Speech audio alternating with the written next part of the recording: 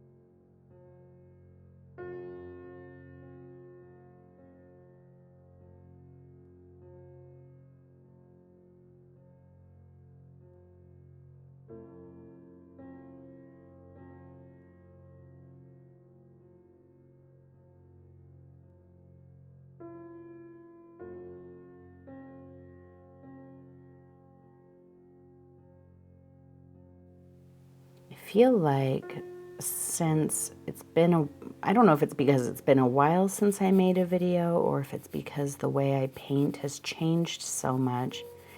I kind of feel like it's because the way I paint has changed so much.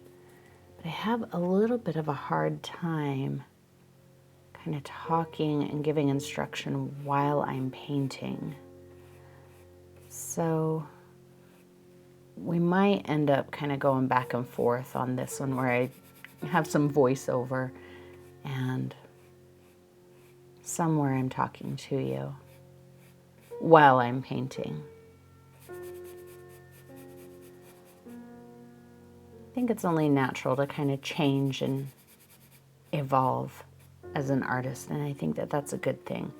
To expect yourself to,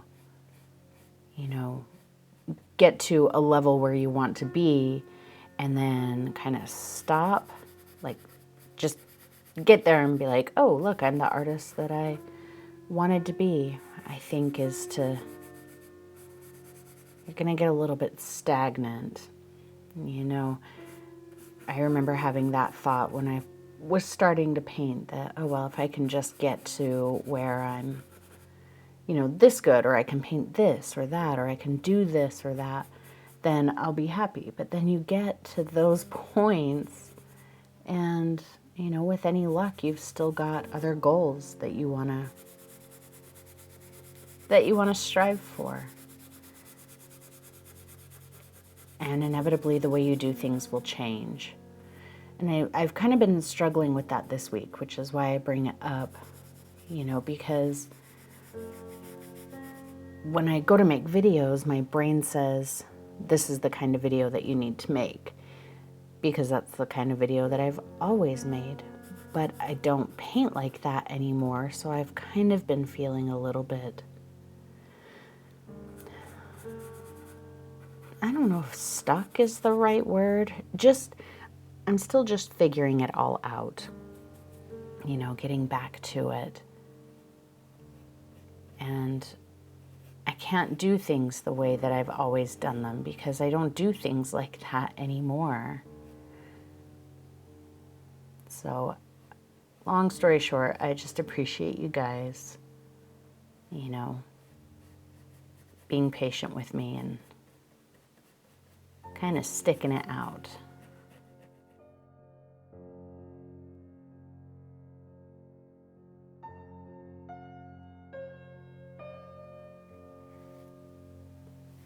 Some shadows on her ruffles here. I'm really excited about this cat. I prepped her yesterday to get ready to paint, and then it was getting kind of late in the day. It was too late for me to start painting and recording. So I, you know, said, okay, well, I'm going to get back to that tomorrow. And then all night last night and all morning this morning, I've been thinking about it and wanting to get back in here to start painting on her. So pretty excited to be working on her finally today.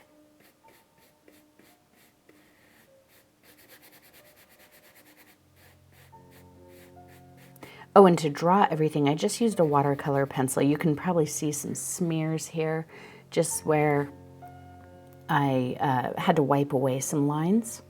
But it's really easy to do when you use a watercolor pencil. You just want to make sure that your paint on the background is completely dry, because if it's even just tacky, then it will hold on to those lines and they'll be a lot harder to erase. Which isn't an issue while you're painting because you'll paint over it, but if you're trying to get rid of lines that are confusing to you, that can be a little bit challenging.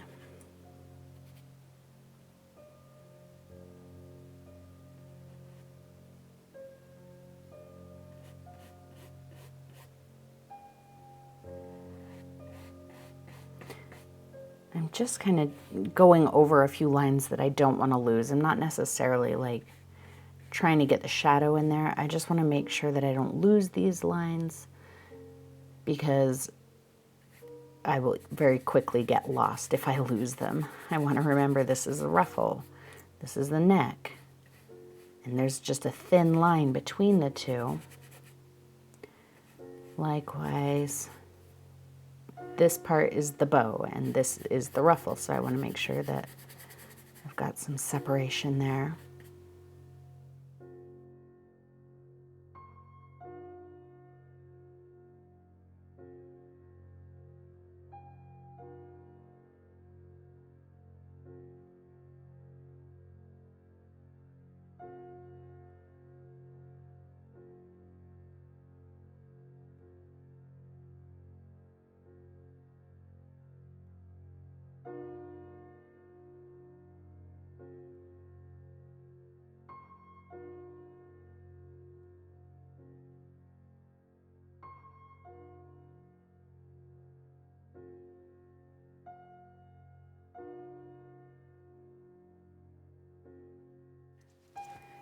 Now, I do get asked quite a bit, what is a good color combination to make skin color?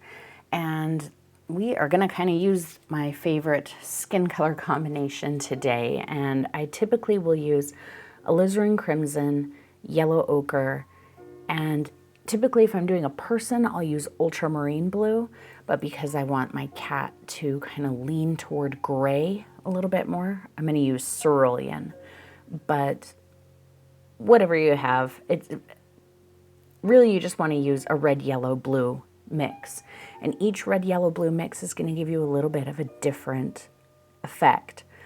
Now, also because this is a cat, I may want to shift into some brown a bit, and I feel like to get a good glow inside the ears, I need to have a nice kind of vibrant brown. So I have some burnt sienna. And then of course my white. And I probably will use some Payne's Gray. And I'm sticking with my number 4. Let's go ahead and start putting the ear color in. So I'm going to get some burnt sienna, maybe a little bit of my yellow, a bit of white. We're kind of looking for that color like if the cat is backlit and there's light coming through the ears. That's kind of what I'm looking for here. It doesn't have to be perfect right off the bat. This is our first layer. We can come back later and fix it up.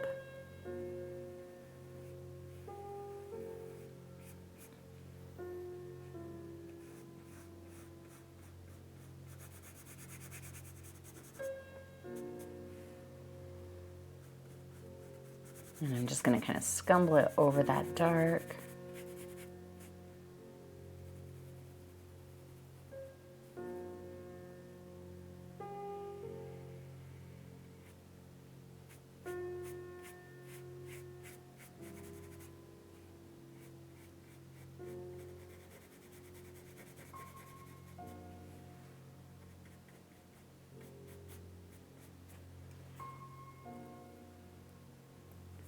Just change the color a little. The light wouldn't be hitting each ear the exact same way, so you don't want them to be the exact same color on the inside. I might actually throw a hint of my cerulean in there, because cerulean is a really nice color to gray things down. Especially warm colors, because cerulean has a lot of green in it, and so it's going to gray down a warm color.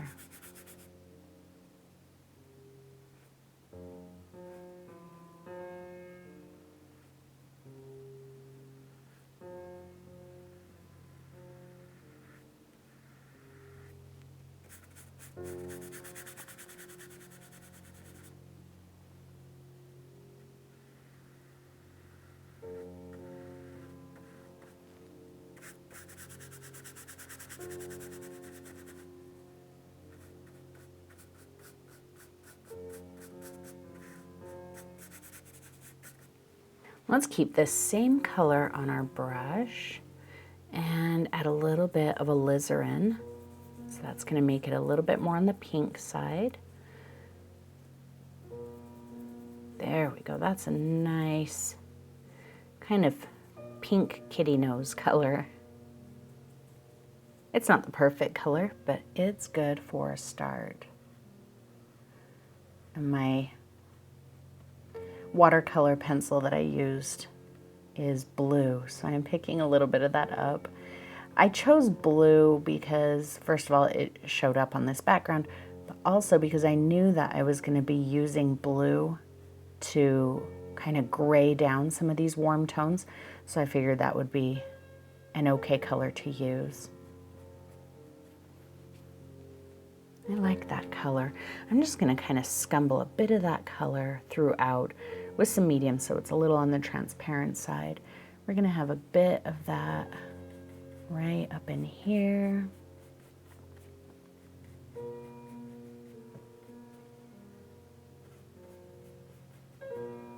Everything's just pretty general right now. Almost just making a map of where what colors are going to be.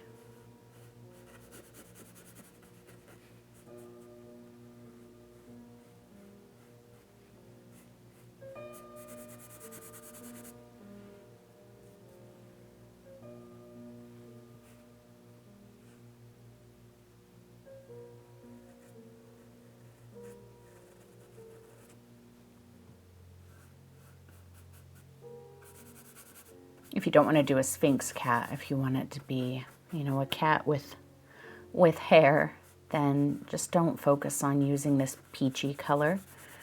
Go with whatever color you want the cat to be, and then you can vary up the brush strokes to make it look like hair if you need to.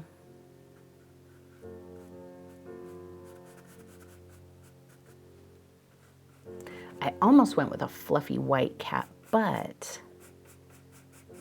I love the texture and the colors that are available in painting a Sphinx cat, and I love to paint textures, so I chose that instead.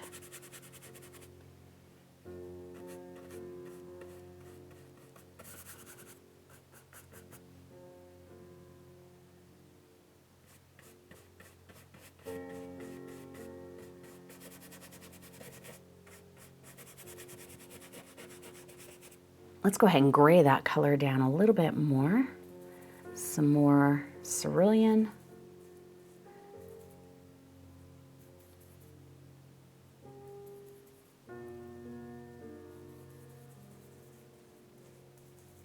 It's a little cooler. It's still pretty warm. I'm going to throw a little more yellow in there because the cerulean and the yellow will bring green to the table, which will help tone down some of that warmth. And we can maybe put a little bit of Payne's gray in there too.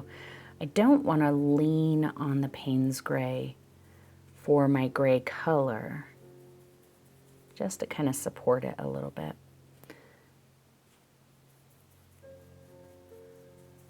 That's not too bad. It's an okay start.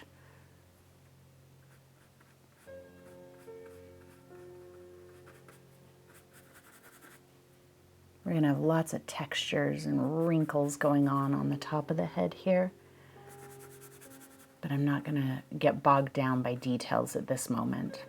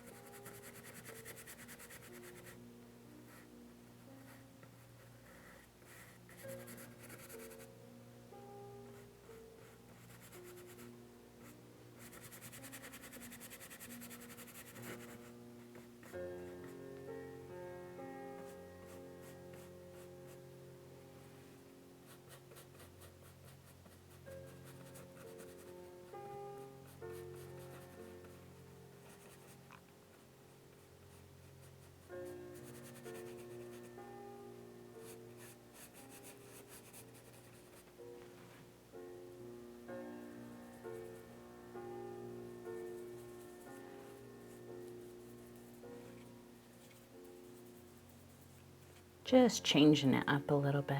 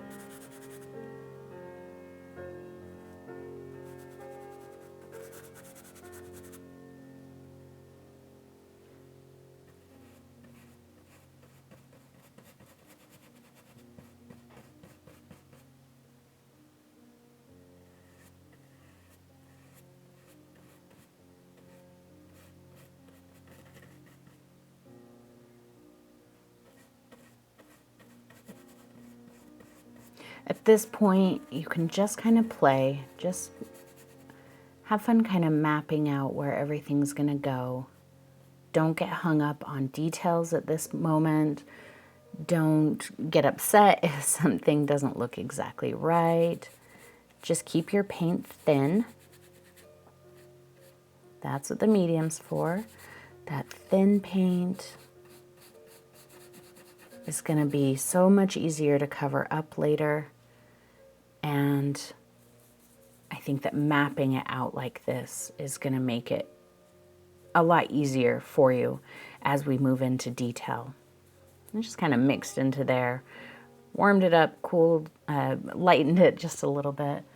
Because I need to get the side of the neck in.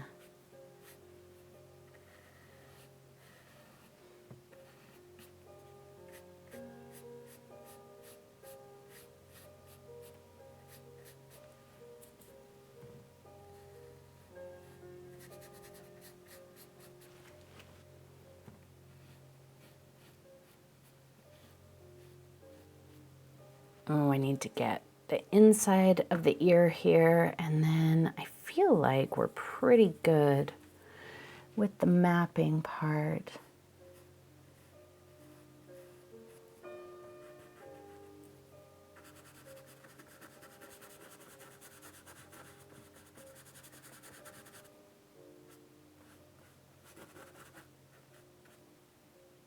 At least we're good with the mapping part for the face. Let's move on to the ruffle here. And I'm gonna have it be bright red, but I'm not gonna go at it straight with bright red right now. So let's get some alizarin and mix it with some of my cad red.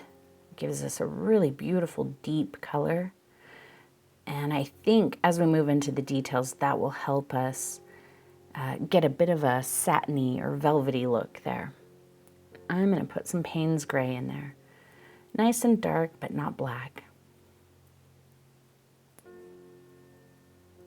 And I'm pretty much going to fill in the entire shape here because the cadmium red is opaque, so I'll easily be able to put my highlights on and get a nice intense red.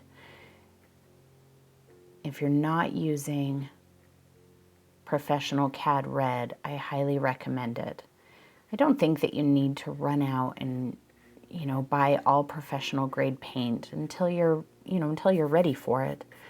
But there's a couple colors that I recommend that no matter what part of your painting career or journey or whatever you want to call it, no matter where you are in your skills, you should immediately upgrade to professional, and that is your cadmium colors and white.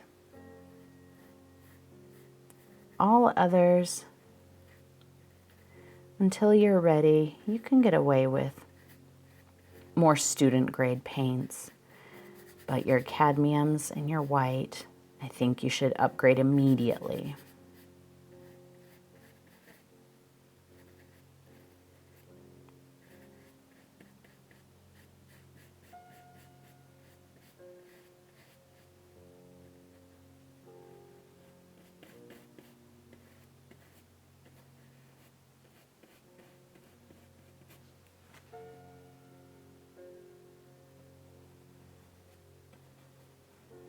Make that ruffle nice and ruffly, and try to make sure that you're not getting patterns. So you don't want it to be too much the same. If you've got a little spot where you're like, it's way too much the same there, I'm just going to come in and kind of add another little crinkle. You want it to look crinkly, not like a like a zigzag.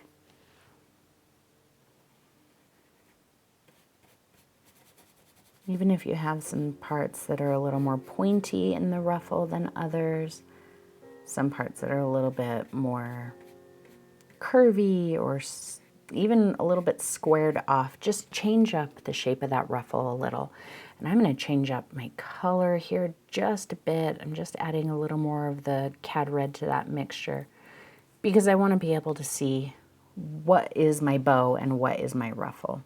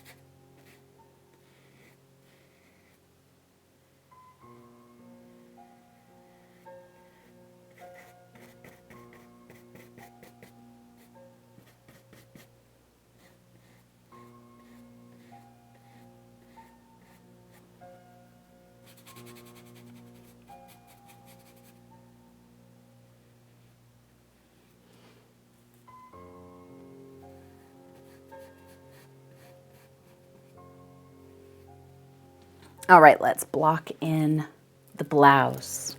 So I'm gonna use, I think I'm gonna use a little bit of this muddy color that I used for the gray on the face. And I might grab just a little bit more Payne's gray because I don't want it to be pure white, especially not right now. There's plenty of time for pure white later. Just dirtying this color up a little bit, but keeping it pretty light. In fact, maybe I'm gonna go a little bit darker, just because I don't want to have to work so hard for my shadows later. That's good.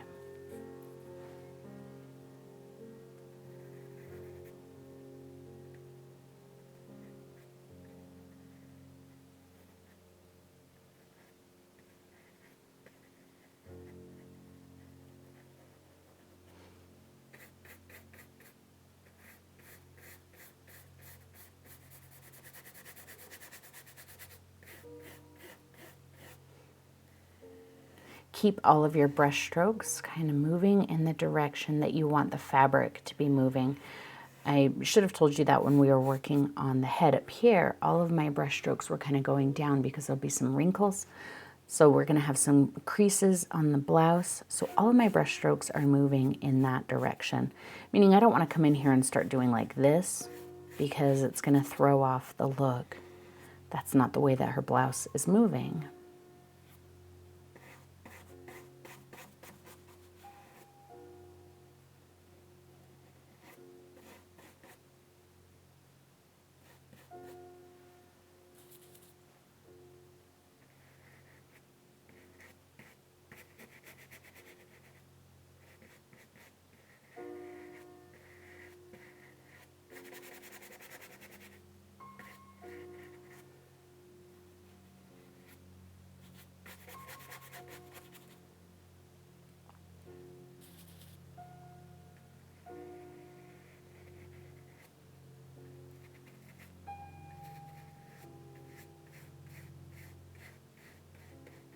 Same in here. Just always keep those brush strokes moving in the direction that you want the element to be moving.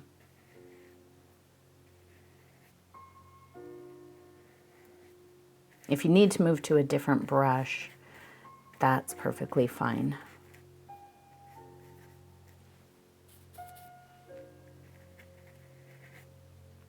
I feel like I've got some good maneuverability with this brush, but if there's a brush that you're more comfortable with, that's okay.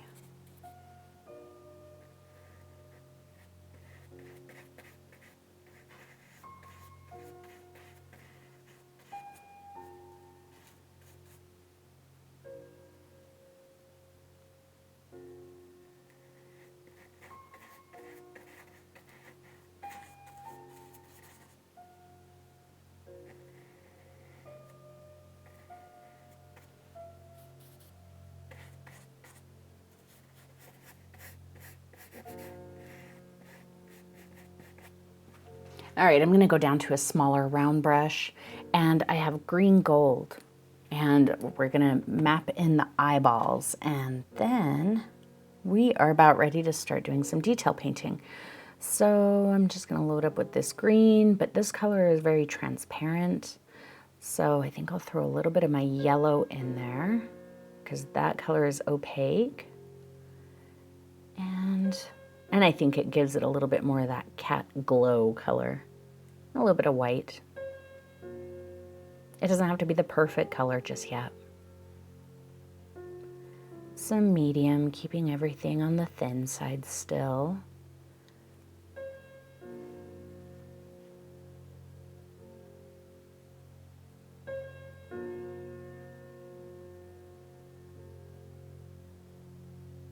You don't have to be too concerned with where the shadows inside the eyes are going to be just yet. I did kind of sketch them on my canvas here, so I'm paying a bit of attention to them. But remember that the eyes will have some shadow in there.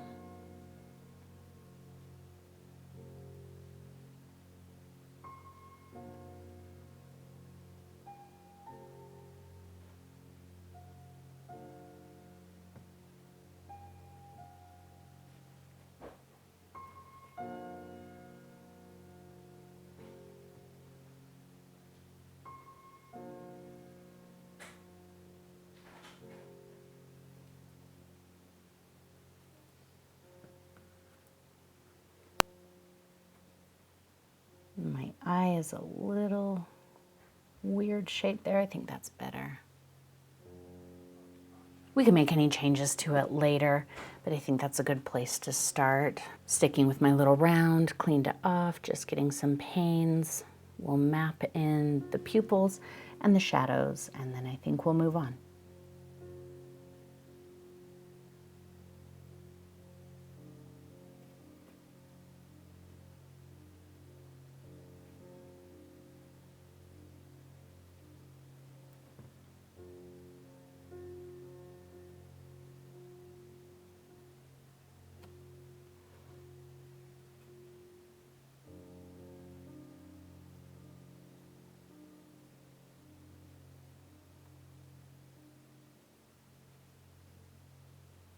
There she is.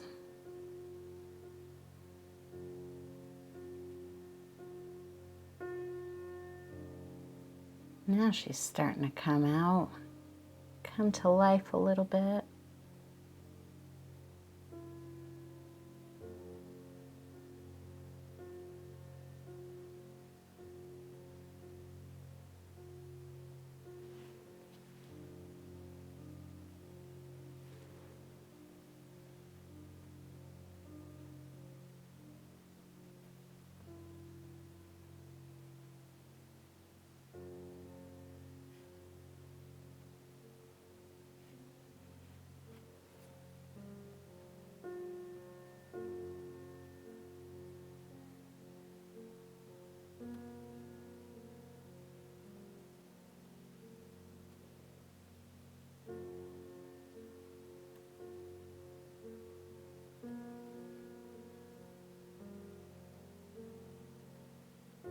As we go through and do the details, you're really going to want to stand back and look at the eyes very, very, very, very hard. You want to really pay attention to those eyes. At this moment, it's okay that they're, approximately right. It doesn't matter if they're a little off right now. But as we go through and you're really making changes, you're going to want to stand back and really scrutinize them, because even though this isn't a person, if the eyes are a little bit off and weird, it's really going to feel uncomfortable.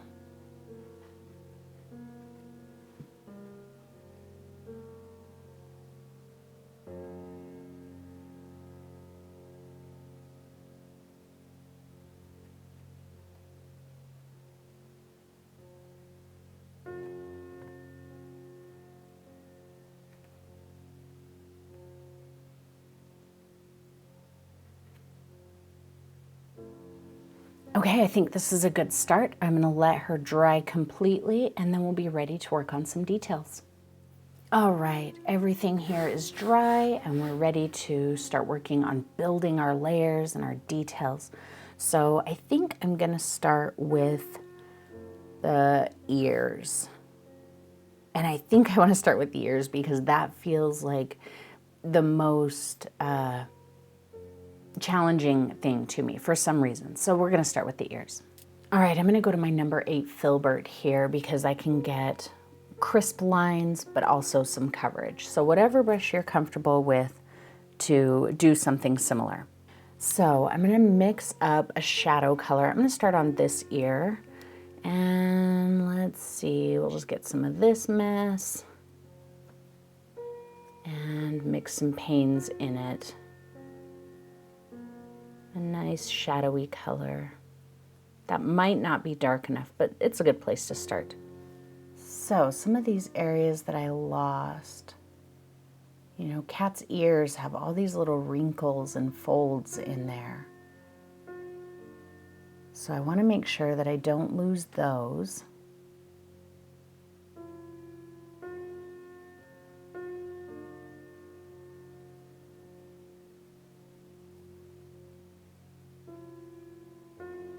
And really get you a bunch of images of what Sphinx cats or whatever kind of cat you end up painting, what they look like. And then you can just kind of make your cat kind of an amalgamation of those.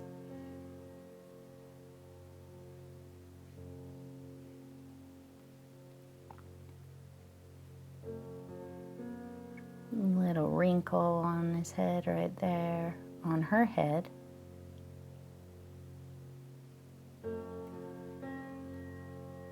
She's a fancy lady.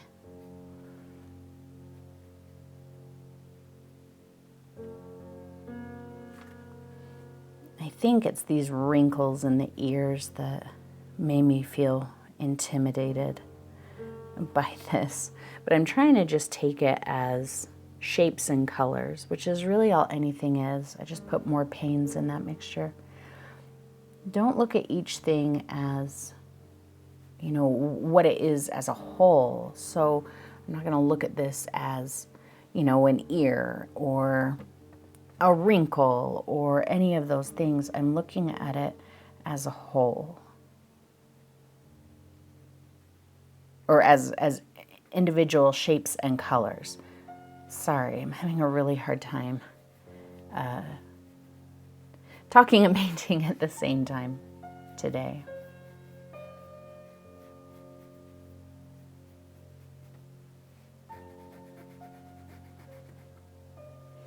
And I do actually need it a little darker right in here, I think.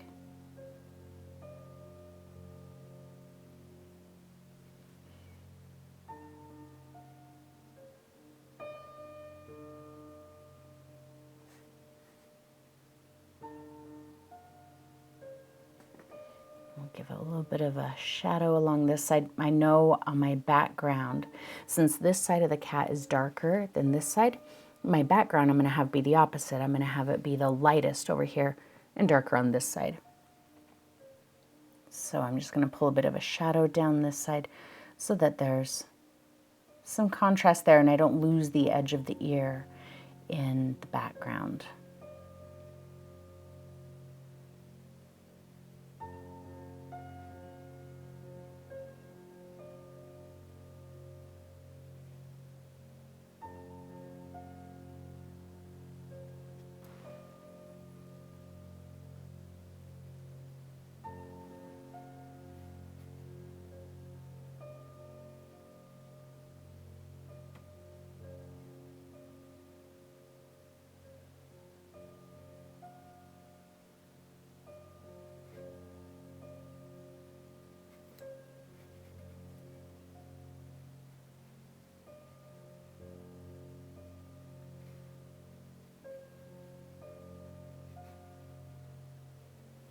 Let's make that a little bit more transparent. Just a bit of a shadow in there.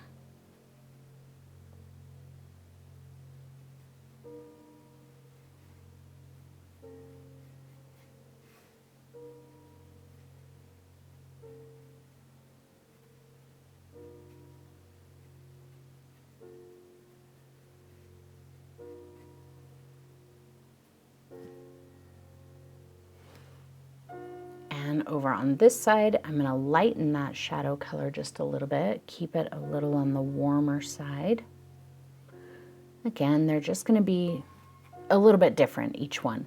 They're different ears, the light is hitting them differently, so they wouldn't be the exact same. And the color patterns on the cap might be a little bit different from one side to the next. So it's okay if your colors are a bit different.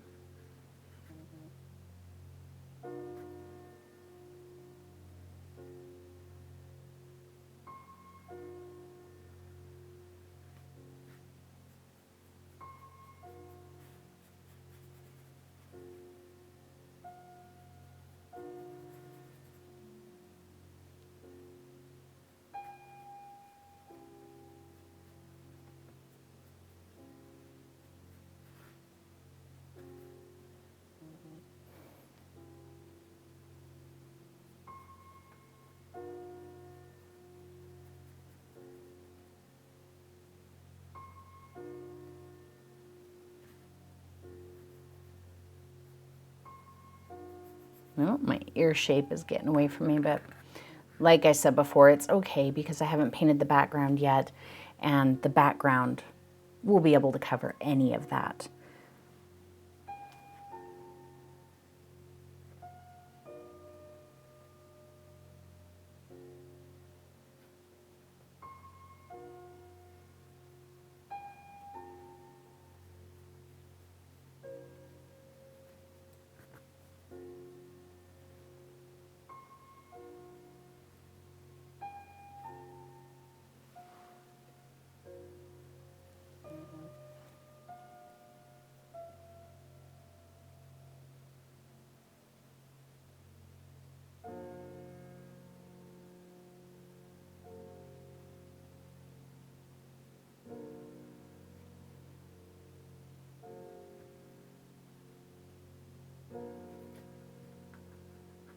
All right, cleaned off my brush. Let's get some alizarin, some burnt sienna, a little bit of yellow. Nice bright color. My palette is getting to be a mess. Just pull a little more yellow in there.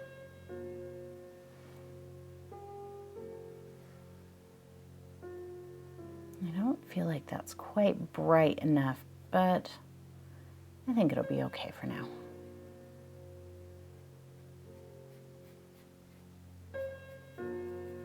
Kind of glazing over some of this shadow color, especially if I feel like the shadow color is too cool, that it's a little bit too dark, too gray. A little bit of this color will just kind of warm it up a bit.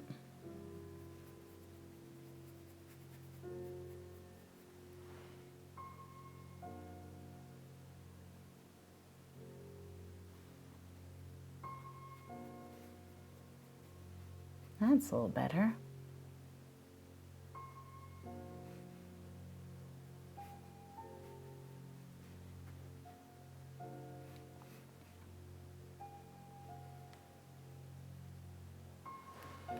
Add a little bit of white to that mixture.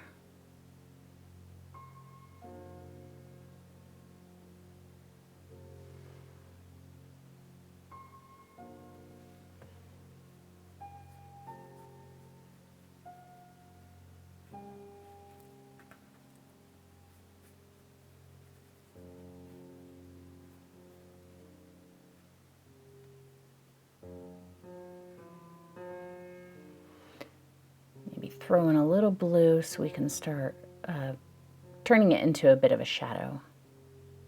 So it's not really darkening it. I don't really want to, shadow doesn't necessarily have to mean it's darker. I think that sometimes making a color more gray, see that? That reads as a shadow. And it's not necessarily darker. I think it's a little bit darker, but it's really mostly just grayer.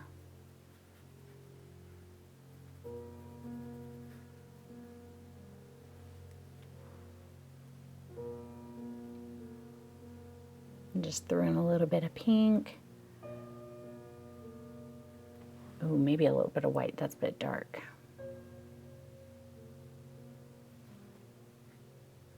There we go.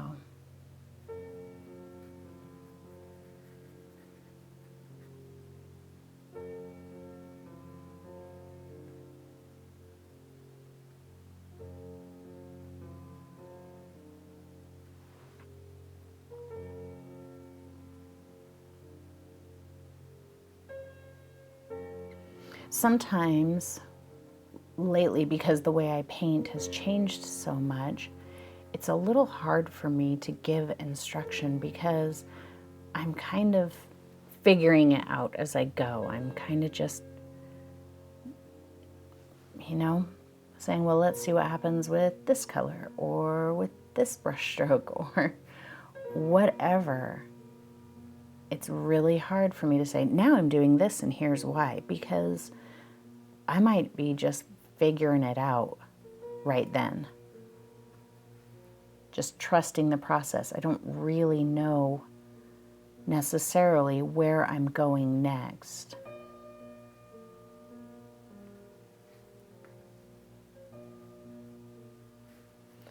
Just trying out some different fleshy colors in here. Really just paying attention to my shadows, where my shadows and highlights are.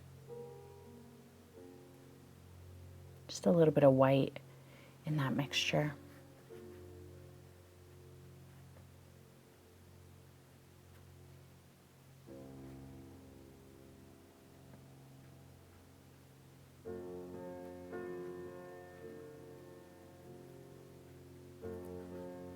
I know this is strange right here. I'm gonna have to do some glazing, I feel like, to pull that back to where I need it to be. But right now, I'm just gonna keep doing my thing and we'll come back to it.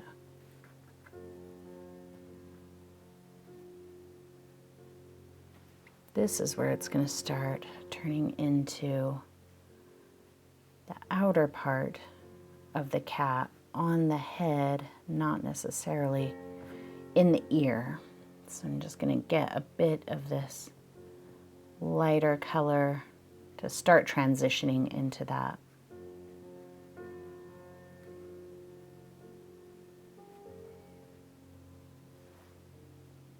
Just this light, kind of mixed up fleshy color.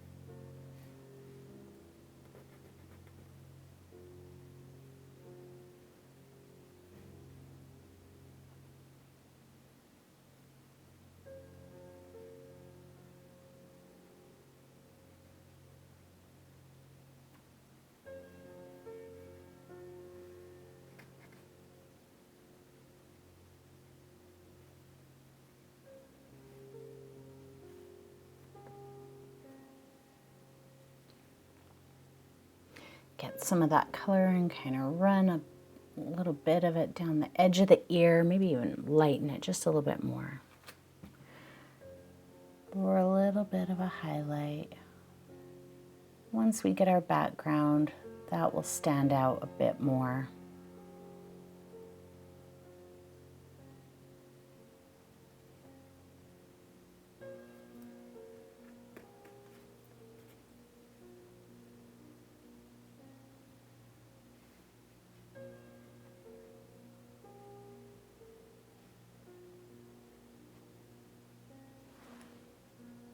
A little bit lighter.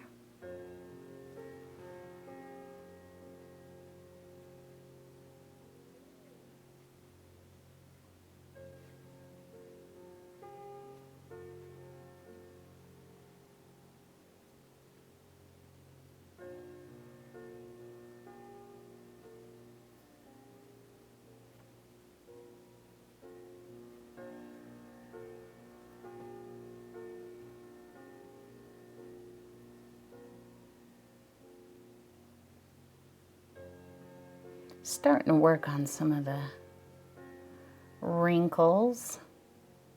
Just running this color in little bits of a line to make it kind of a believable wrinkle. What you really want to do is have the line be sharp on one side. So here it's a crisp line up here, and down here it fades into the other colors. So that's kind of what you want to do to get a wrinkle. If it's crisp on both sides, it's going to feel like a stripe. If it's soft on both sides, it's going to feel fuzzy.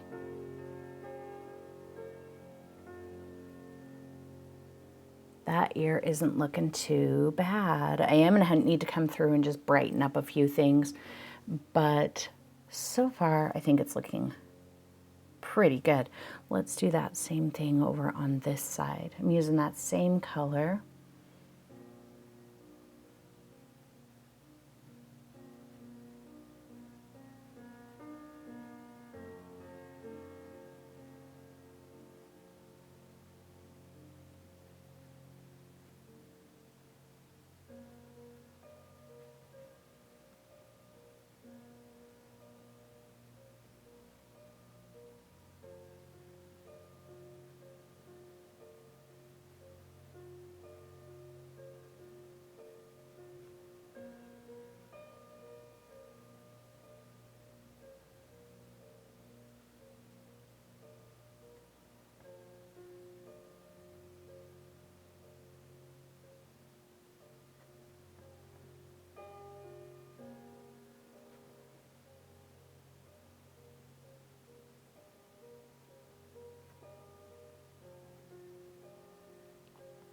If you're having a hard time with all the little details in the ear, you could always just not do that. Maybe put a hat or a flower or something in place of an ear. That is perfectly okay. Just like if you're painting a portrait of a person and you're having a hard time with the hands, you can put something in their hands that's kind of obscuring it, like a bouquet of flowers or a book or something. You don't have to paint elements that you struggle with. You can cover them up. But it was all of these textures and colors that really made me want to paint something like this. So that's why I'm going for it.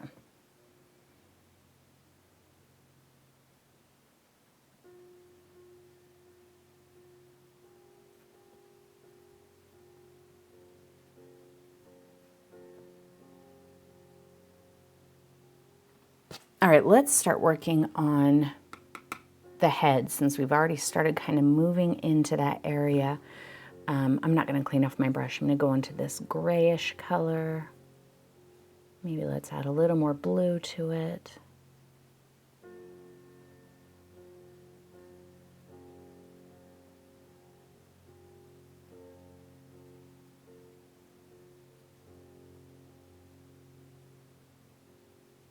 There we go.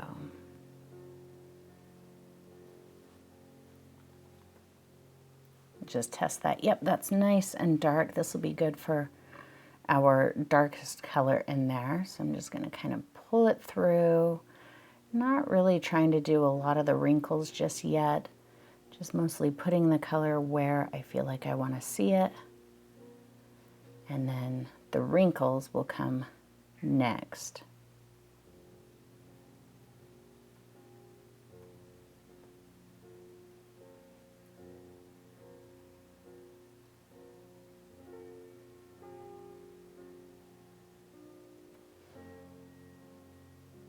And I'm going to have some of that in here. So this is just kind of the opposite of what I said for the wrinkles, how you want the hard edge to be at the top and the soft edge to be at the bottom. Well, this is recessed inside of the wrinkle, so it's going to be hard edged on the bottom, and it's going to blend up into the lighter color a bit.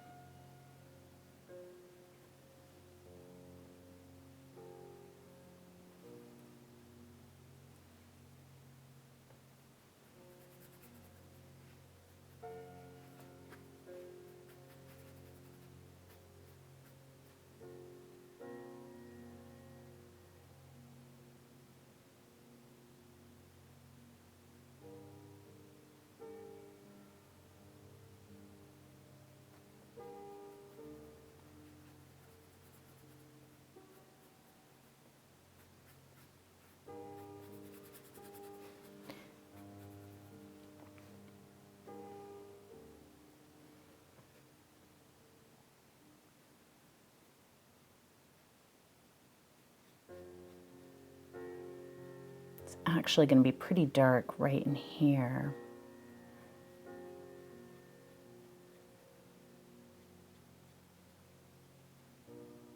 And right in here. But I don't want to change my color just yet. It'll also be pretty dark there.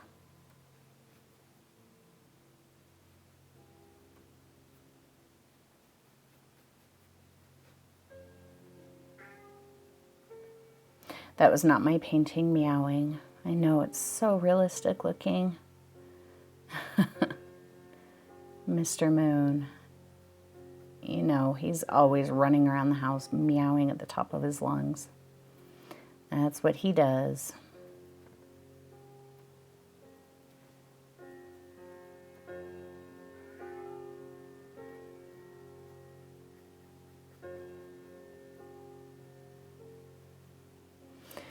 All right, let's lighten that a bit.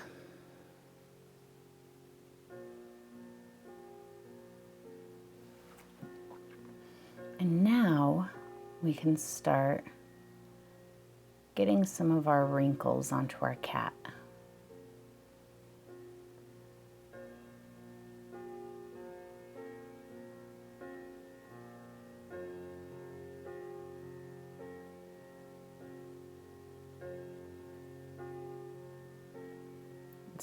It's a very simple process. It's just slightly lightening the color, creating a shape, and kind of blurring it out on one side a bit.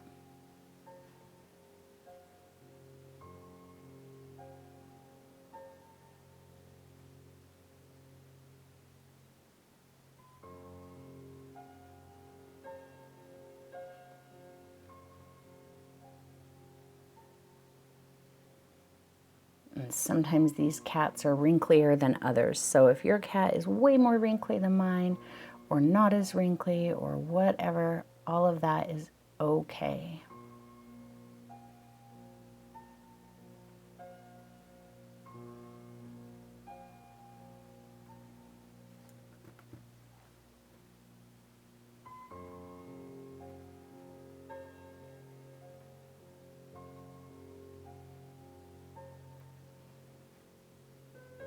And here it might not be so wrinkly, but we might still have this highlight color, so.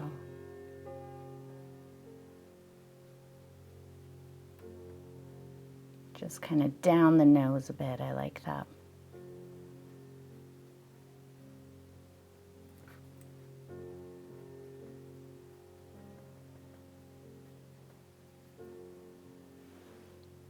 Let's keep with that color.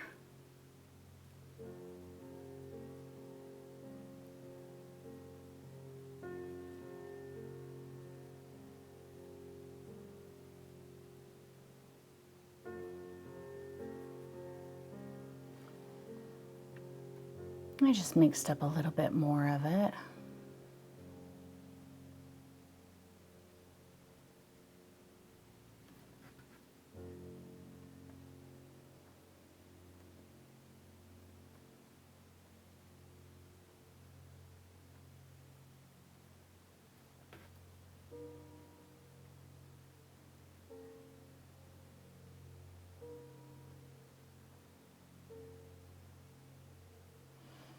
I'm using this as an opportunity to shape up this eye a bit. Felt like it was just a little strange.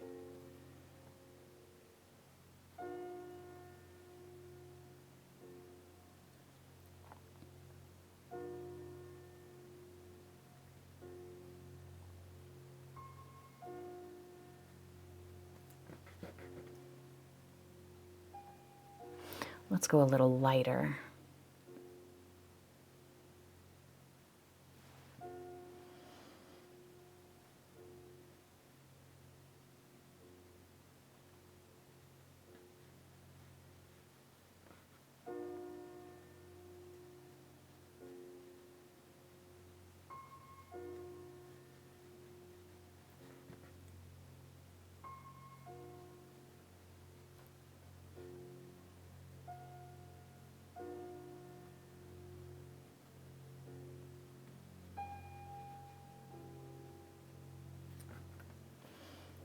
I'm not blending everything perfectly, letting some of the brush strokes show.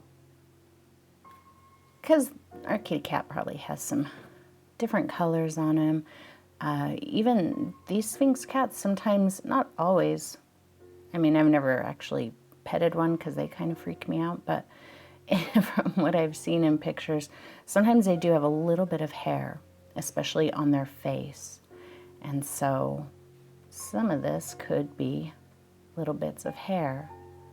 So it's okay if it looks like hair in places. Just lighten that color one more time.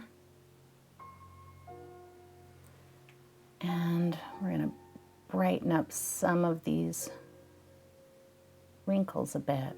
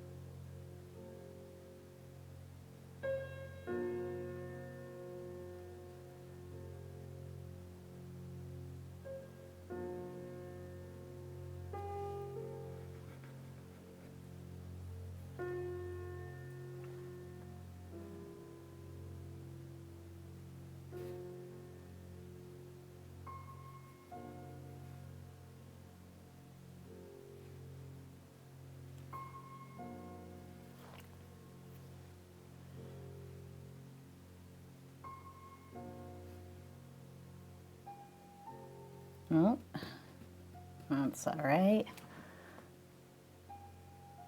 Trying to reshape my eye a little bit, and I ended up reshaping it a lot of it.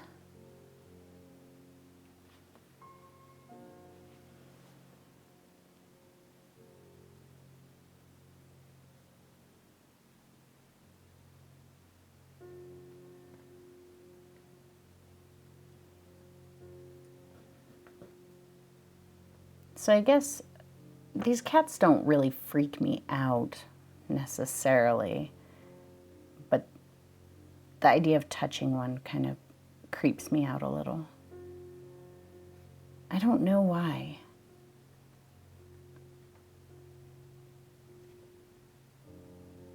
They kind of feel like an alien to me, which is probably why I both like them and I'm weirded out by them. I like the idea that they might be an alien species. But I also kind of am freaked out by the idea.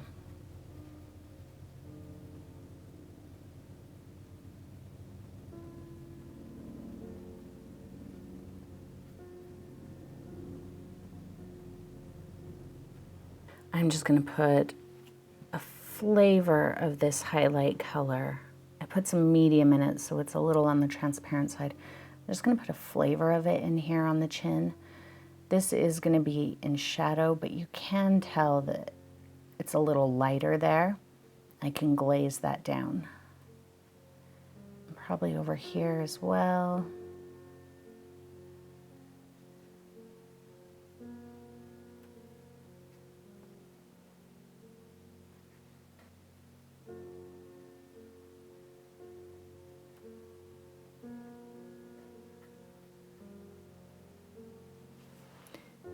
A little bit more white.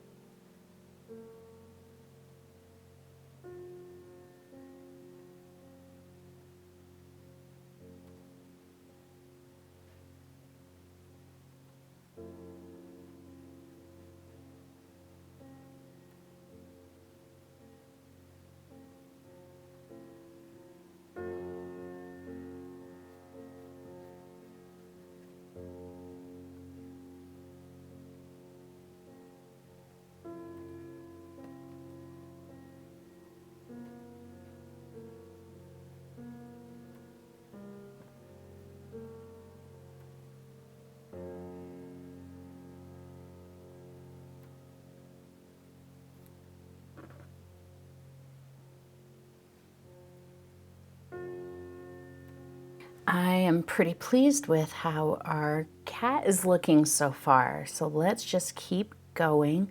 I'm really just going to be doing the same thing, mixing up different variations of these colors, placing them where I need them, really focusing on bringing in the shadows and the lights. So I'm sticking with my number 8 Filbert. I'm going to work on our nose a little bit.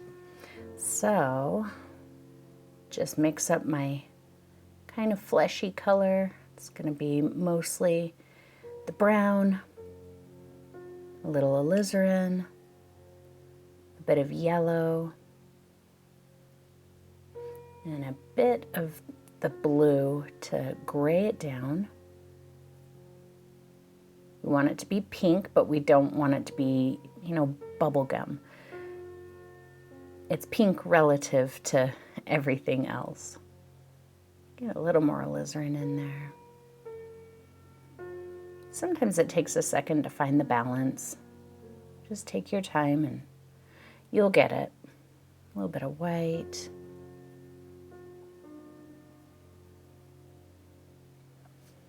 Let's hint more yellow. Let's see where that is. We can adjust it later if we need to.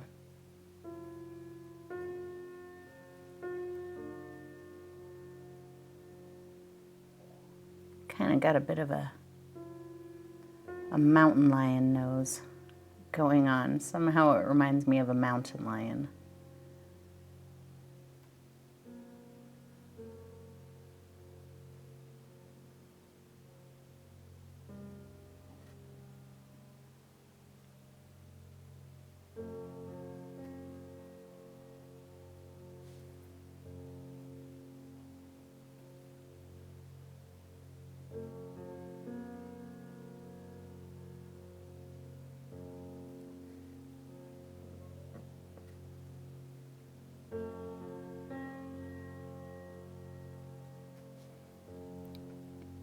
And we'll gray it down a little bit more for the kind of skin area above the nose. Cute pink nose on our kitty.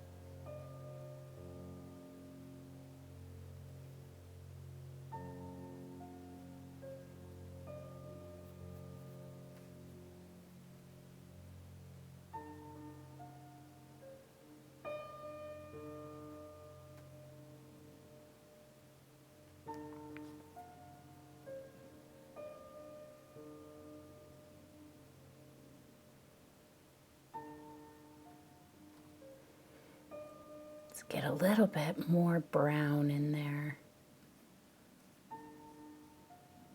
You could simplify it and do fewer colors, just do it more gray, but I like the idea of some warmth mixed in with that because it makes our cat a little bit more dynamic. Living things are rarely ever just one solid color. They very frequently, you know, whether it's the color of their hair just varies a little, or the way that light hits it can make, you know, certain parts look one color and certain parts look another color. So that's kind of what I'm going for in here.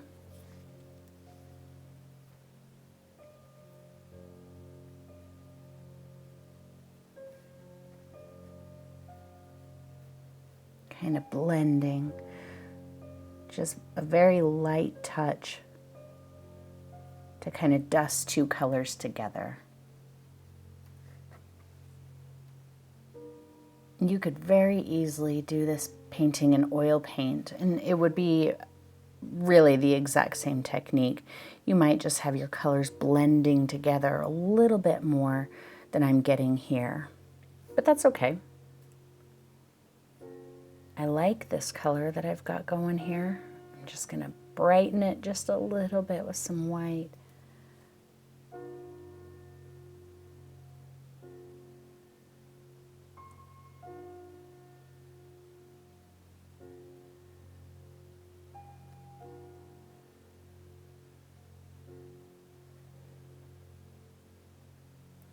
Just at the top of the nose here.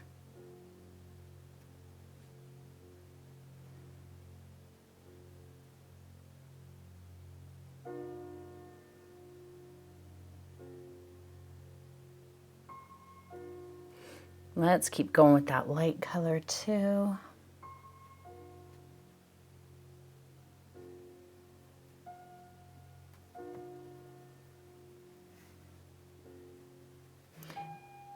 And you know what we need to do is get some shadows, get our shadows deepened, especially in our wrinkles.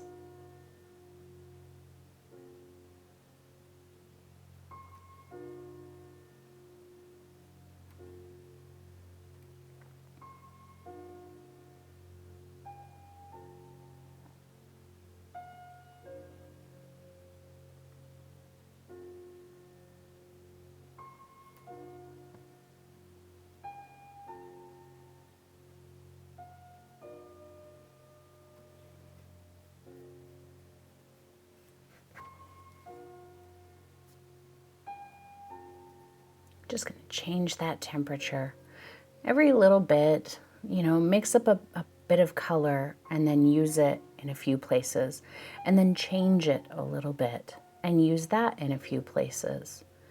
And that's going to help your cat seem to have kind of a cohesive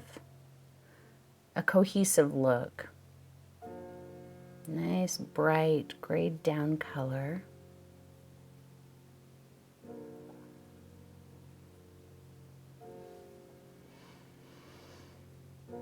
This ear needs a lot of work, and I know that, and I'm sure you're looking at it going, that ear looks terrible, and you're not wrong. But I'm not stressed out about it right now. I'm just going to work toward it slowly. If I work at it quickly and try and get it exactly where I want it right out of the gate, then I think I'm going to struggle. So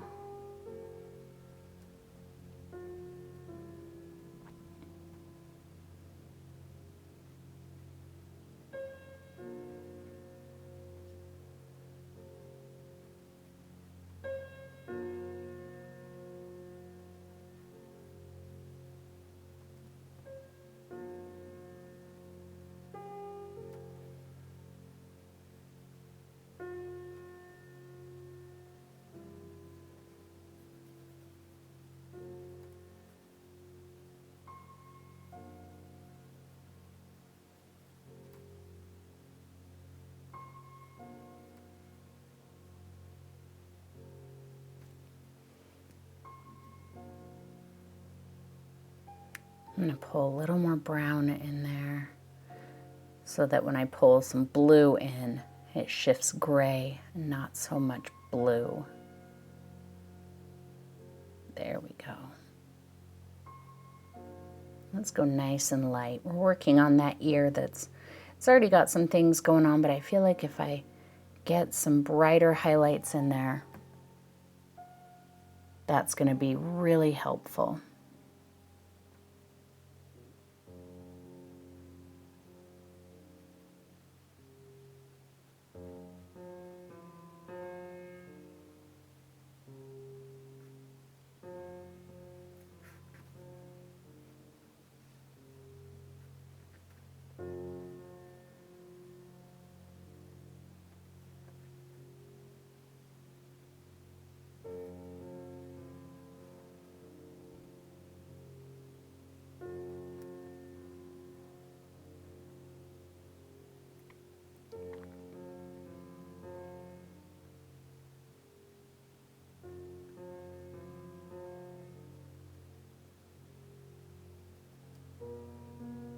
That's looking a little better.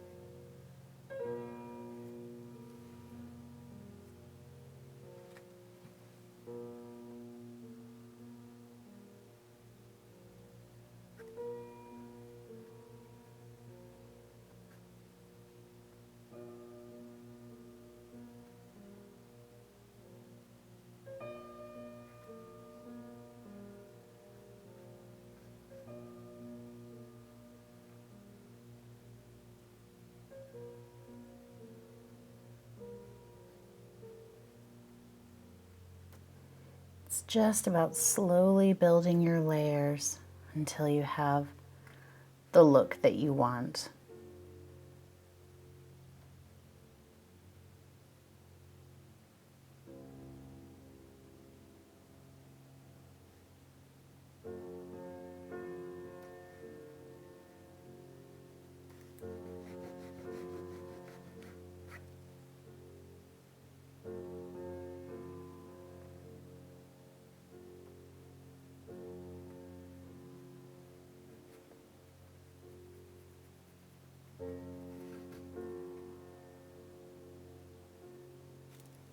I'm going to grab a little bit of medium. Just kind of reactivates the paint on the brush. It gives you some little bit thicker application. If you notice there, I didn't pick up any paint, just medium, and that paint went down a lot thicker than it did before. Just a little medium again.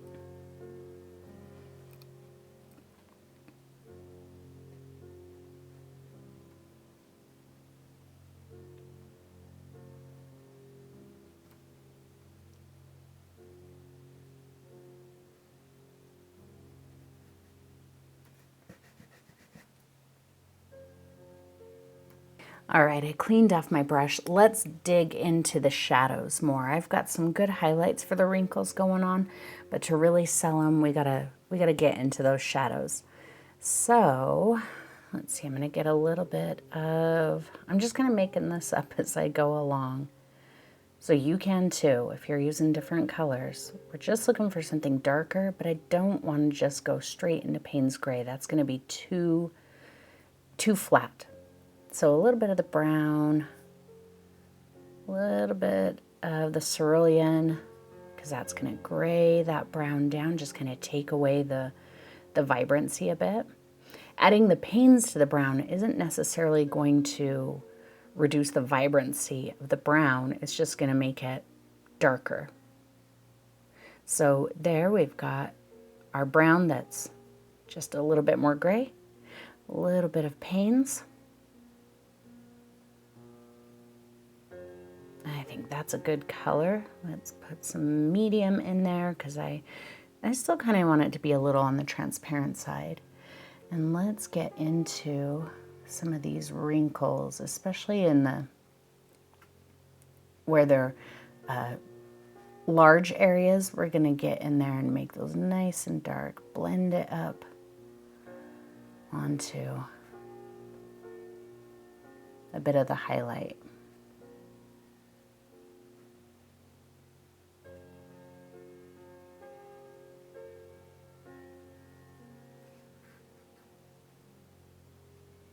And I don't think my highlights are done.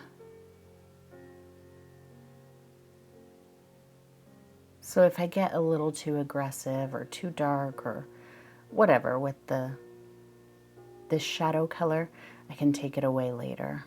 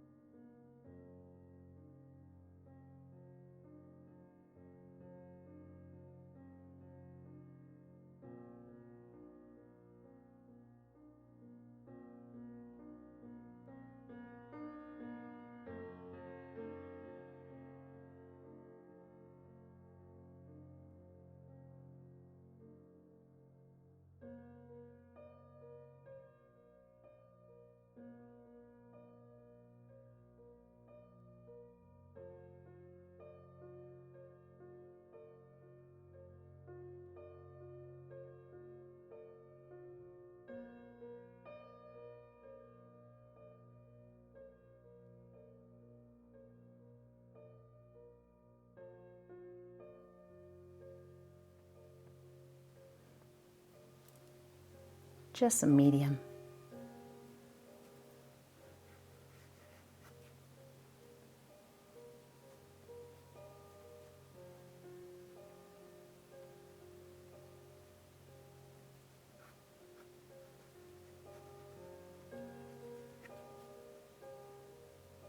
I feel like this color, it's good for the shadow in the wrinkles, but I'm not really liking it for the shadow in other areas. So maybe I'll just stick to these little wrinkly bits for a minute. And then I'll change up the color some and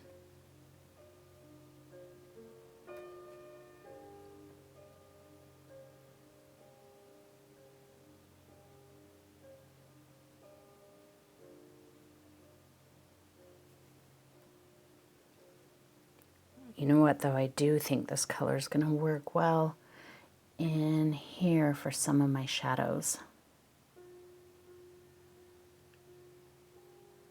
This is the area that really needs some help.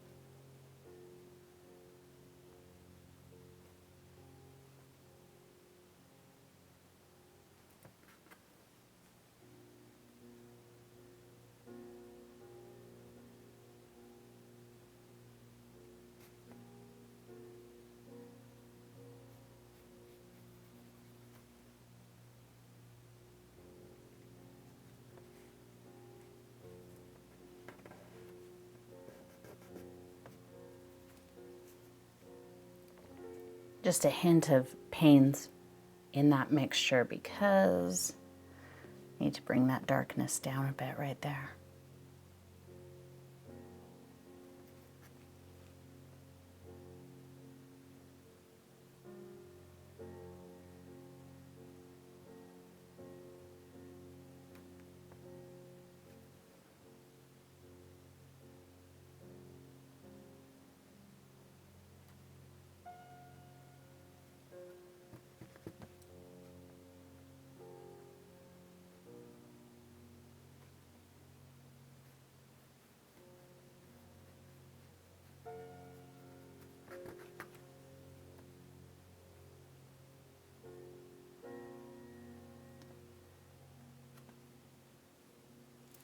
let's add more pains to that, because I'm going to start working in the dark shadow areas on the face.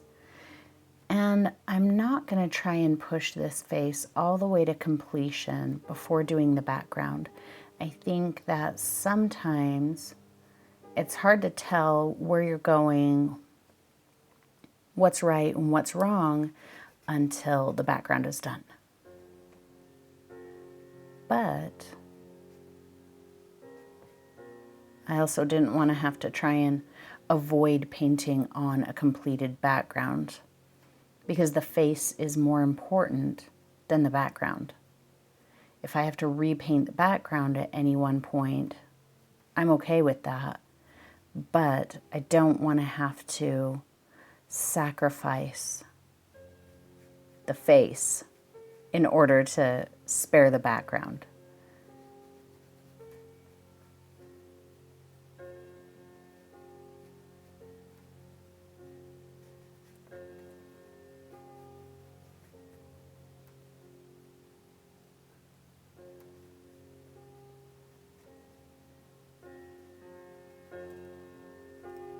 Just some medium.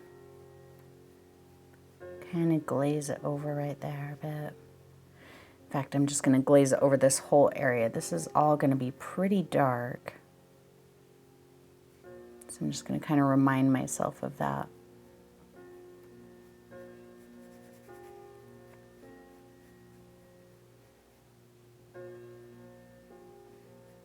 And in here.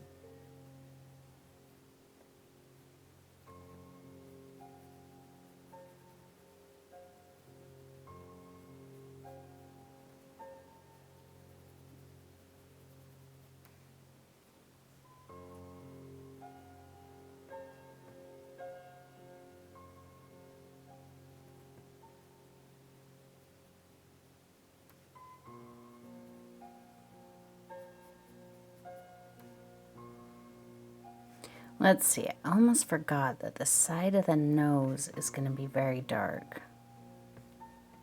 Right in here.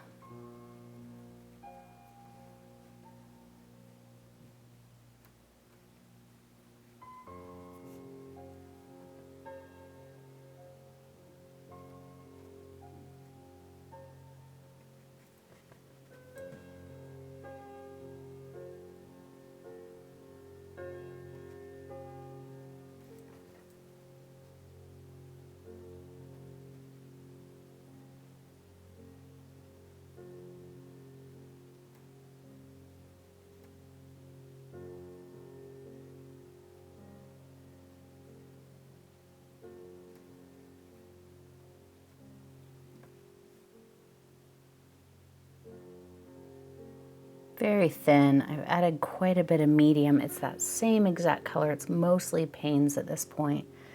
But I'm adding some medium so it's very transparent. Just kind of want to glaze this color on here, because it's not necessarily a shadow so much as I feel like I just want to see a little bit of a color, a darker color on the face over here. It helps emphasize kind of the shape of the face as well.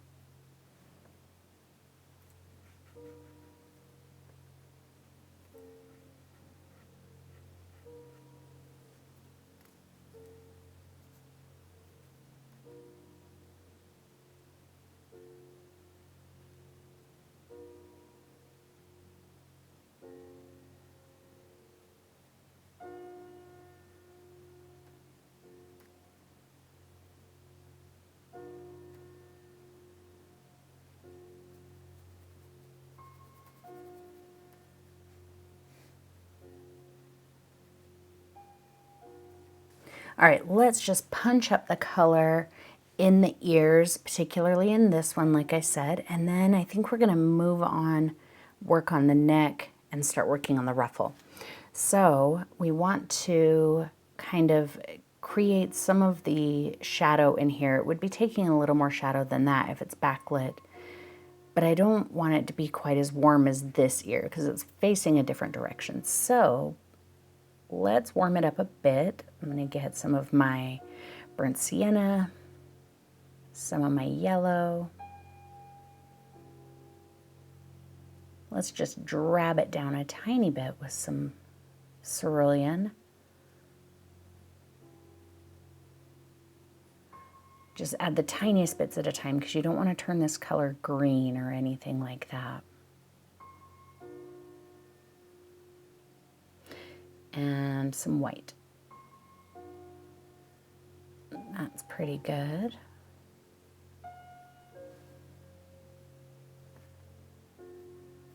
Nope, let's even go lighter than that. And I think we could stand to use a little more yellow. There we go. I like that. That's more of what I was picturing.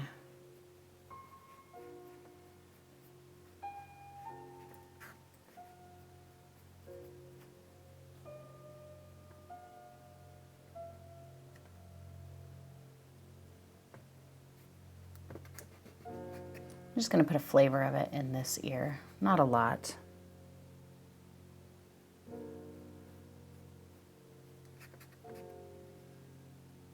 Let's warm it up one more time so that we can go deeper into the shadows in here.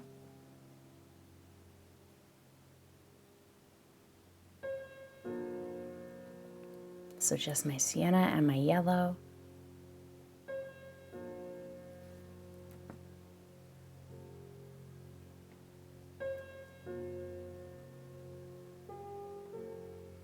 And instead of a dark shadow color, we'll kind of give it this little glowy color.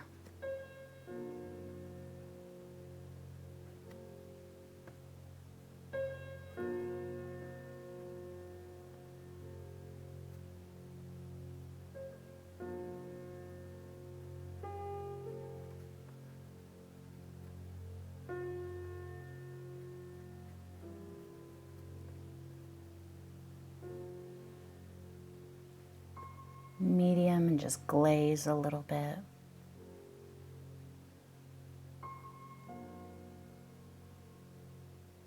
I like that better with the glaze.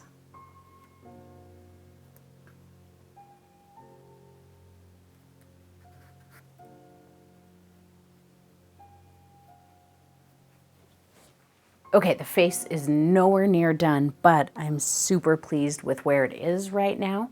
We are going to move on for a minute and work on something else, kind of, you know, push one thing at a time toward the finish line. And then I just think it's easier than saying, okay, we're going to take this and get it finished, and then we're going to go here and get it finished, because all of these elements work together. And I know that this is not done, and in fact this ear is really bugging me and I have a different idea. I'm going to come back to it, but I know this isn't done, but really I don't know how far off it is until I get in here and usher some of these closer to completion, including the background. Once I've got all of these things at least this close, then I can kind of tell, okay, I can push this farther here, pull this farther out here. So that's why I'm going to kind of jump around in here. So now I'm going to kind of zoom in, and we're going to work on this area. We'll kind of fix up the neck and then start working on the ruffle, and that's because they're going to blend together right here. This is going to be very dark, so I can't really work on one without working on the other. Okay, so the neck is really going to be the same type of colors that I used in the face. So sticking with my number 8, let's mix up kind of that fleshy, kind of the fleshy color. We can shift it gray if we need to. So a little bit of brown, a little bit of alizarin.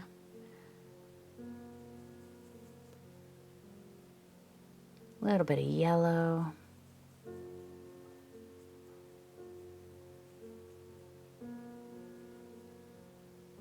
Bit of blue.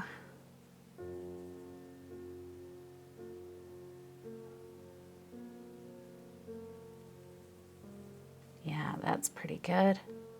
Some white, let's see what's happening in there. It's still a little on the pink side.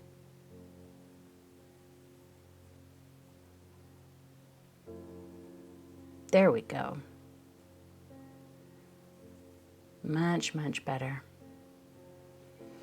All right, so we've kind of got our, it's a warm pinkish gray, and let's fill this in like we did up on top of the head when we were creating the areas that are going to be wrinkled and shadowy and highlighty and all of that. Just kind of filling this in.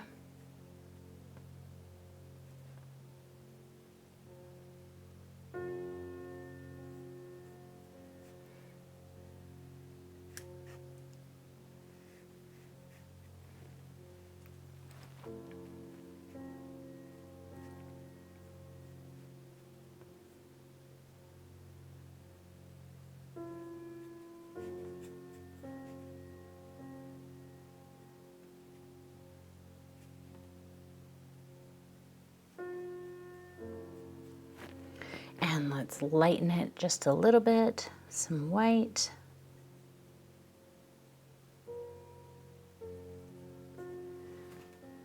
Work on a few highlights.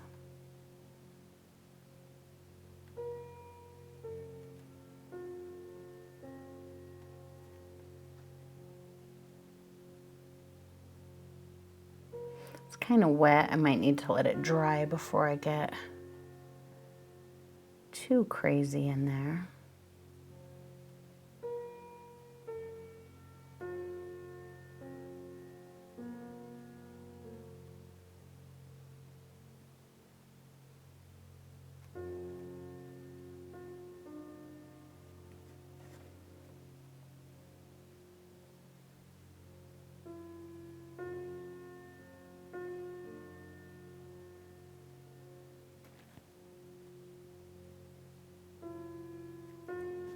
That's a little lighter than I want it, but I know I can glaze it down later, so I'm not terribly worried about that.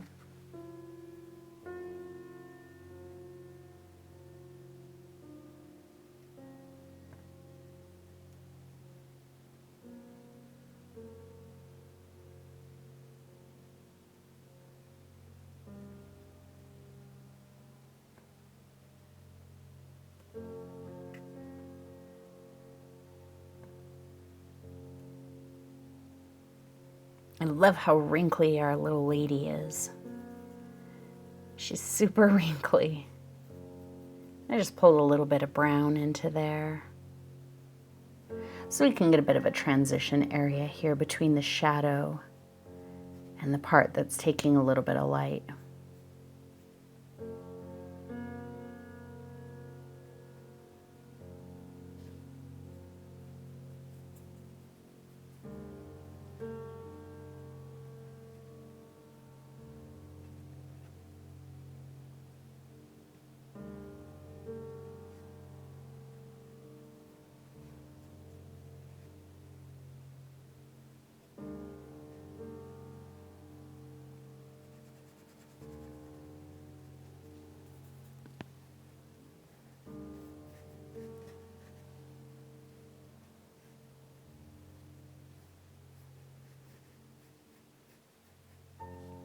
Let's go ahead and darken that and get our shadow in on the other side. I didn't clean off my brush, and it's fine.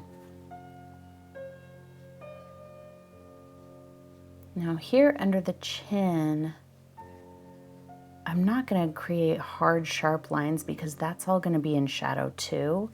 So it's okay to dust over it so that it kind of fades in. I'm only going to keep a hard line like right here, where this is going to be highlighted. There would be a hard line there between the shadow and the light.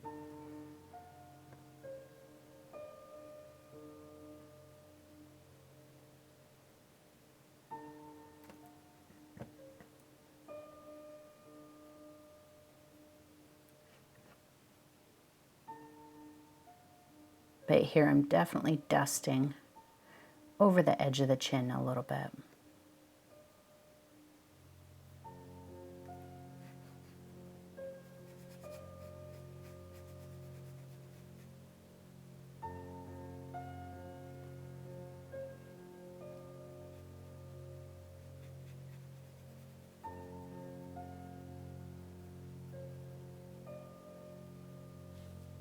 Little medium.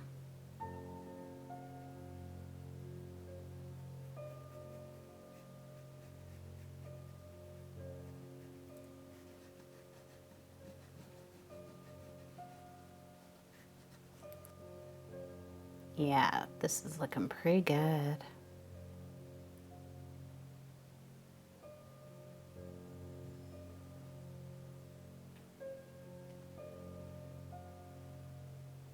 I'm going to mix that dark that's on my brush in with some of the brown, because I have a little spot right here that hasn't gotten any paint, but I don't want to put the super dark color there.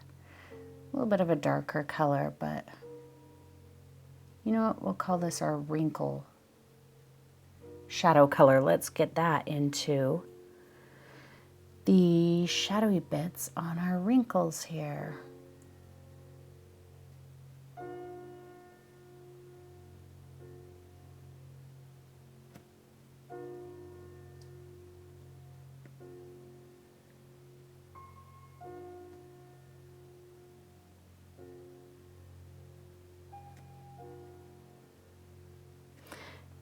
And a lot of this is going to be shadowed by the ruffles. So we'll put some of this shadow color in there as well.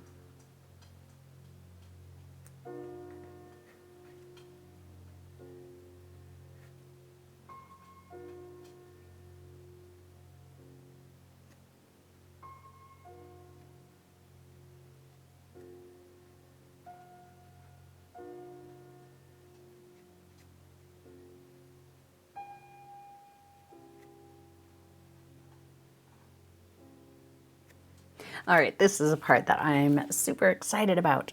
So we're gonna work on the ruffle. I'm gonna get some alizarin. I'm gonna mix some cad into it. And to get this starting color, remember I mixed some panes in. So since we're gonna start moving away from the shadow and into the highlight, I'm gonna try not mixing any panes in, at least at first, and see how that goes. So we'll just kind of start toward the edge here. Yeah, that's gonna go really dark as it dries, which is good. That's fine. I'm gonna start toward the edge because that's where I want it the brightest, and I'm gonna slowly pull it down toward the inside because that's where it's gonna be the darkest. And I'm gonna be kind of messy with it. Make it really look crumpled or velvety.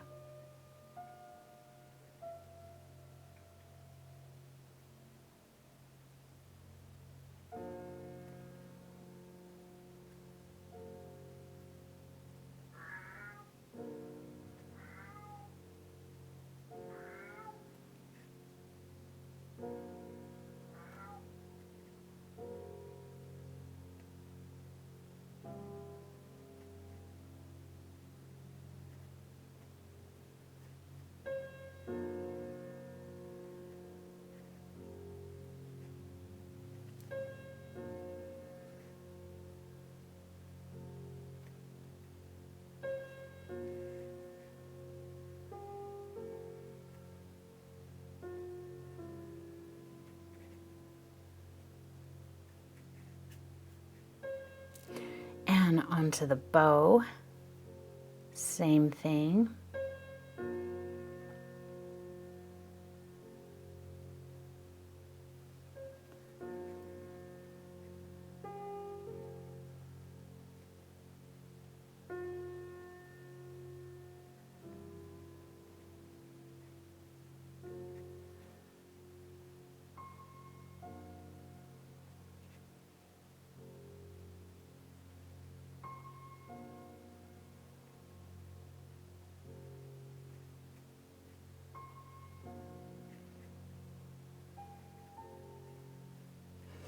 Remember that we want some folds of dark as well as some light in the bow. So don't make it just like a big, you know, bright red triangle. You want to have some variation in there as well. All right, now my neck has kind of gotten out of alignment because I wasn't paying attention. So if you can tell, the neck kind of comes this way, which means it would keep moving in that direction and it wouldn't really line up with the shoulder. So I'm just gonna bring that in a little bit so that it lines up better and work on my shadows in the ruffles as well. So sticking with my number 8, just getting panes. And we're gonna start pulling that in. So working at the edge here. I wanna make sure I keep the shape of those wrinkles. Let's start with that and see how that is. I'm just gonna get rid of this line and then I'll stand back and look at it.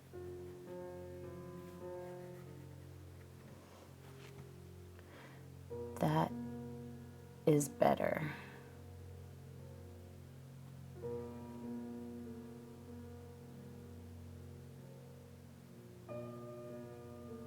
And the wrinkles aren't done, so, you know, I'll end up messing with them anyway. Let's just continue our shadow.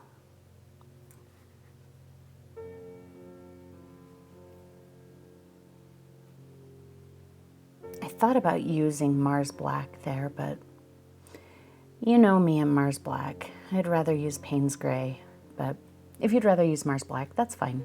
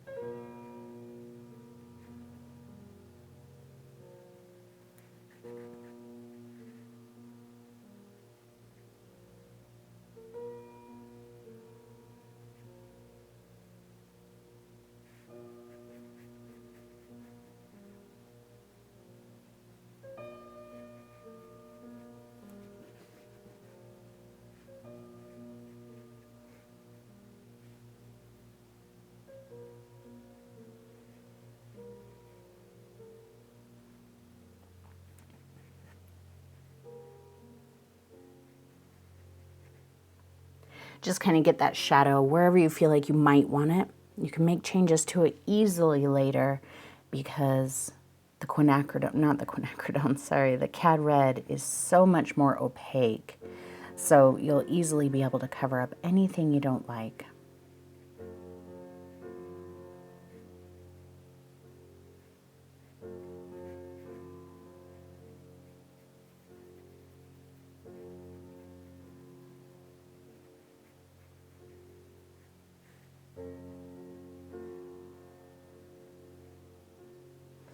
Right here, it's going to be so shadowy, kind of under the bow, that you won't really be able to tell what's bow and what's shirt. So just go ahead and get that in there.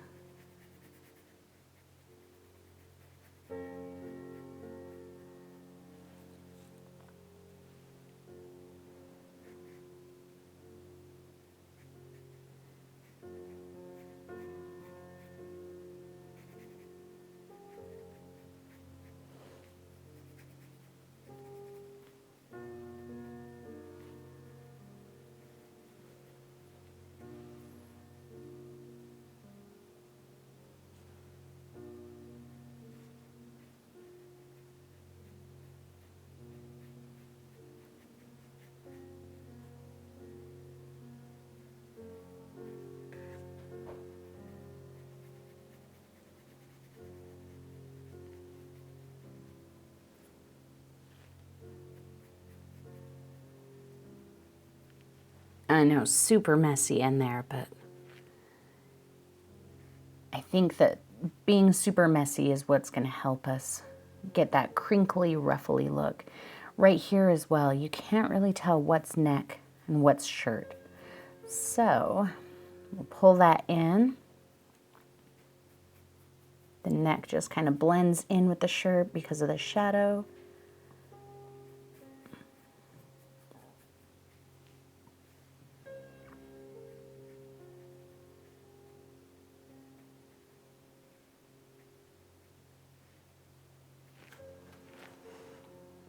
I feel like I want to expand this up here a bit.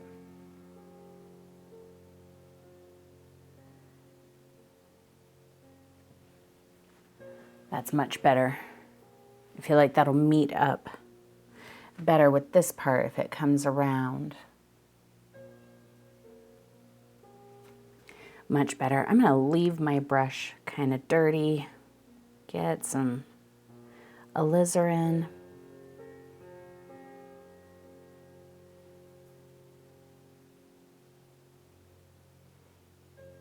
And my cad red.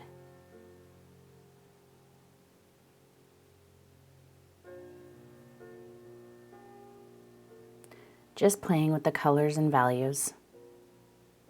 There's not a lot of, you know, real specific technique in here as far as like where the color is going or what kind of brush stroke I'm using.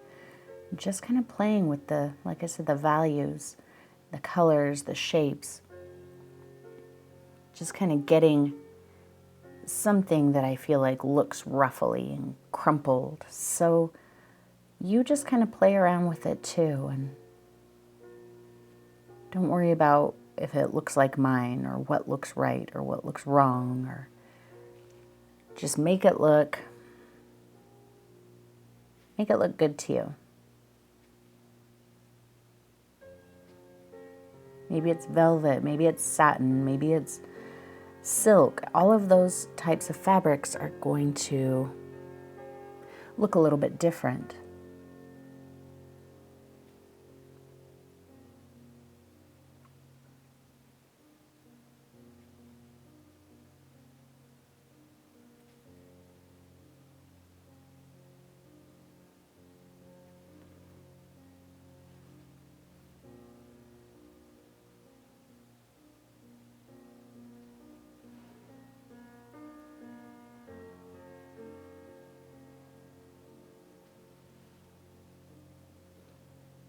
Just slowly work toward a bright, vibrant color.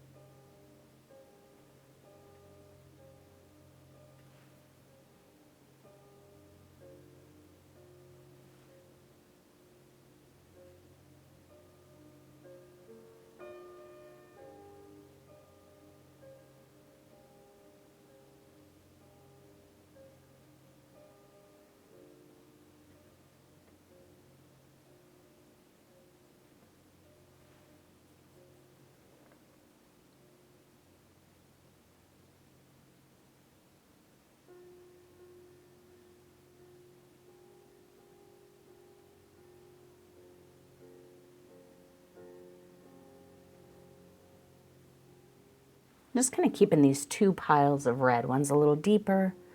It's got a little bit of the panes and more alizarin in it. And the other one is a little bit brighter. It's got a little bit more of the cad red in it.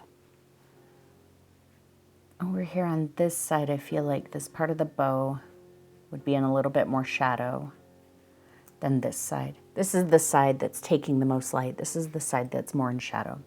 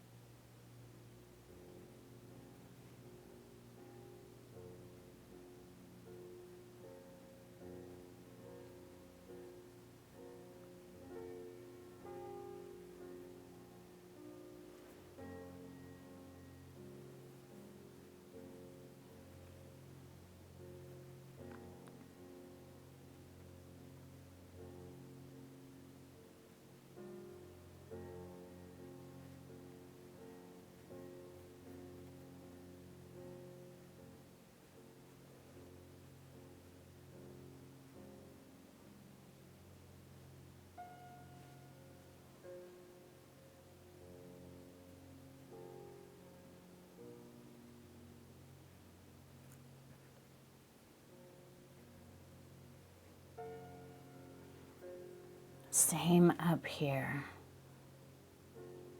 Just kind of suggestions of this color. So we're reminded that it's red, but it's definitely in shadow.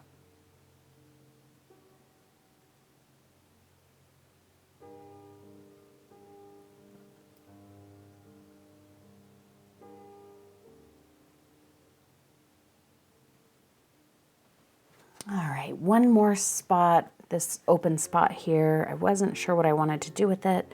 At first I thought I would bring just the shadow down and make it the neck being shadowy, but if there's a bow here, there might be kind of a bit of a ribbon. So let's just make it red. And we can change it later if we decide to.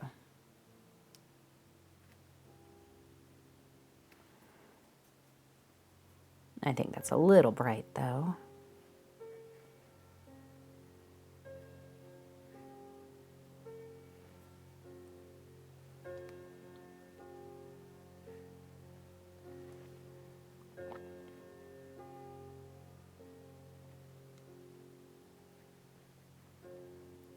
Much better. All right, I'm just gonna kind of work this paint off of my brush since I picked it up, and then we're gonna move on to the blouse and shirt below.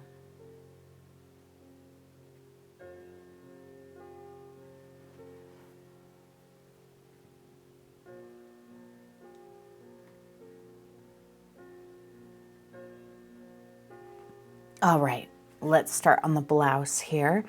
And I want to start with the shadows, especially right up in here. This is going to end up being black, just pure black. So I'm going to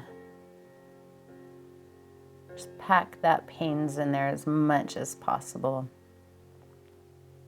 Maybe glaze it over the edge of the bow here a bit.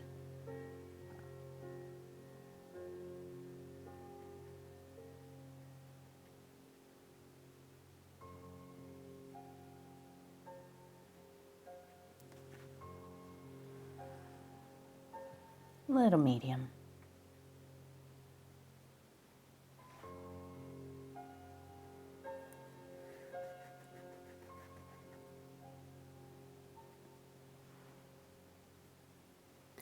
Just gonna get in some of my super dark shadows. Anything that's too much, obviously the white will cover it, so I'm not worried about getting too aggressive with my shadows. But I am trying to keep soft-ish lines.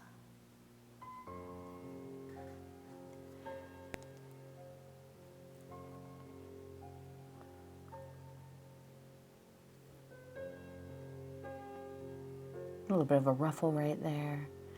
Just keep some shadow behind it.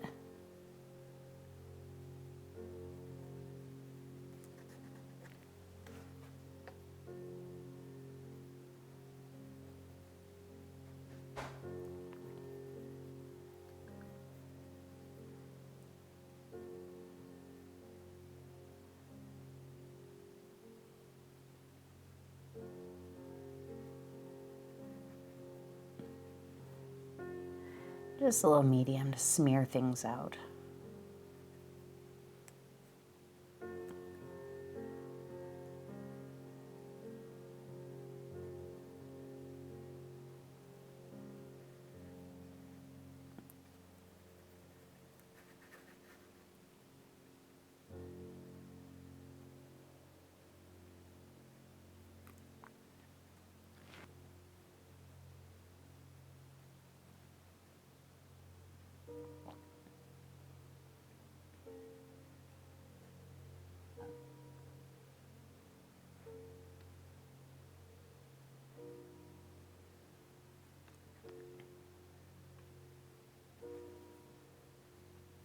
Just a little point of medium.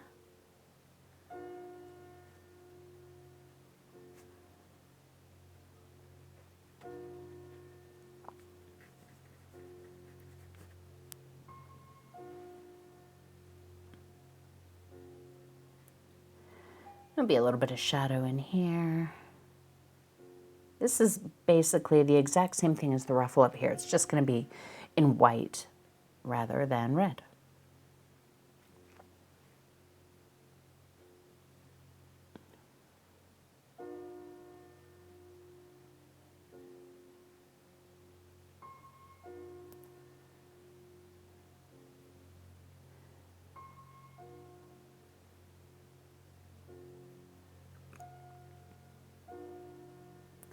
Just kind of glazing some of this on. I'm using quite a bit of medium, so it's not quite as dark on this side.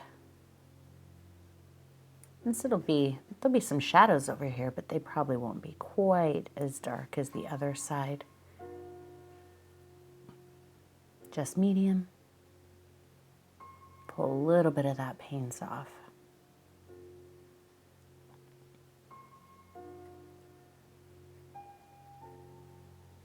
All right, I cleaned off my brush. I'm gonna get, see, I like this kind of brownish gray here. So let's mix up a little bit more of that. Let's throw a little blue in there. Just soften that brown a little bit. Some panes. So we have this nice, warm, dark color. Let's move that over here and start mixing up some white in it. Really pretty, slightly warm gray color. A little bit of medium. That might be a little light, actually. Let's darken it a bit more.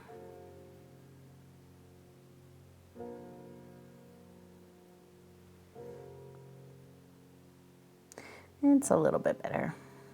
It's not perfect, but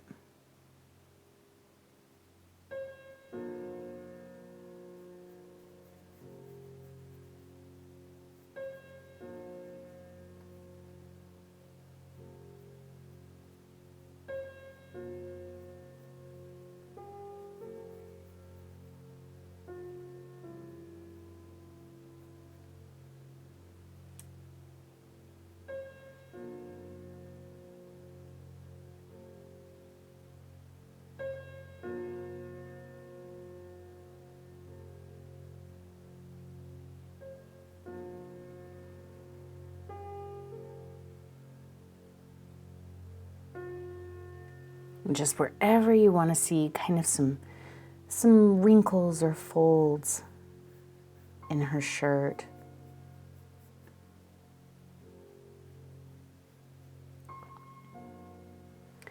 And let's put some of this in the ruffles,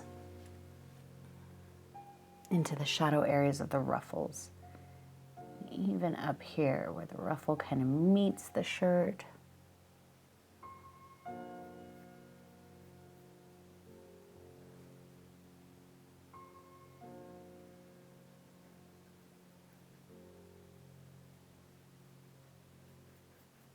Again, a very similar thing to what we did with the red.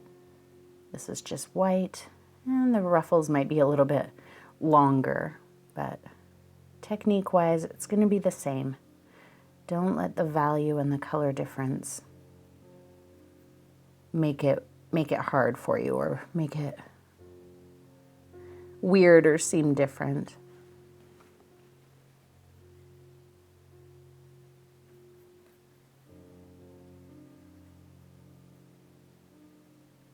Anything that's too much can be taken out later.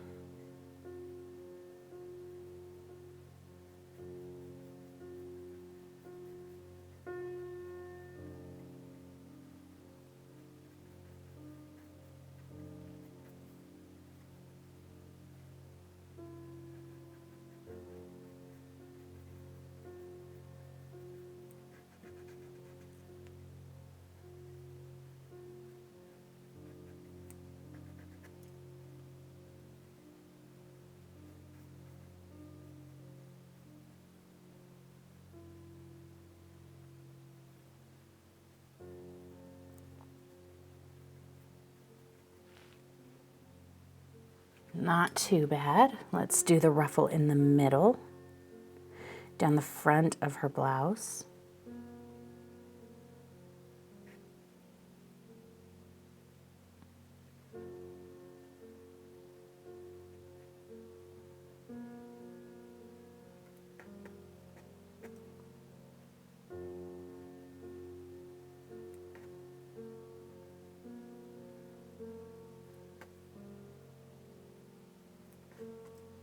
This is almost more of a highlight in this area than the shadow, because we have a darker shadow here than we had on the side.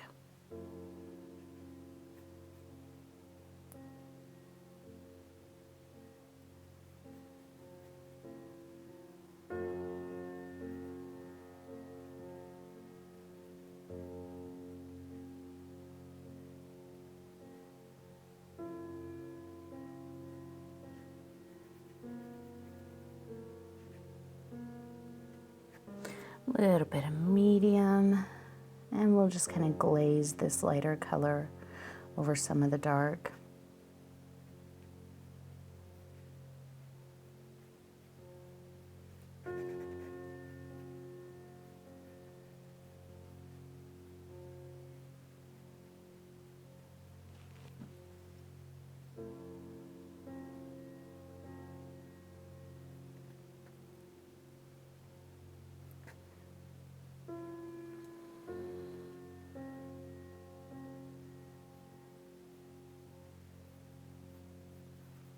And I'm going to put a lot more of this color over here. We're going to have very little of actual white on this side.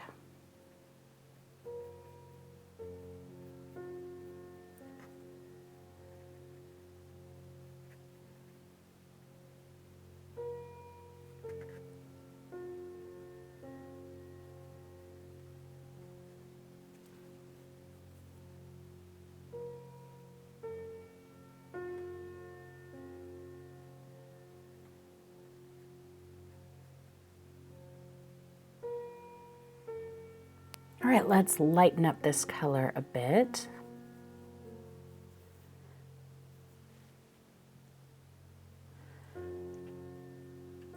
It's drying out a little, so just a little bit of water there. And I want to change the temperature.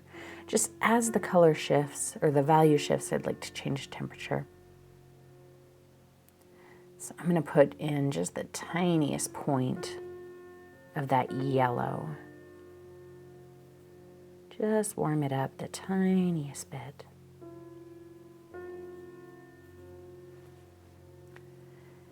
And this is going to be our slightly lighter shadow color.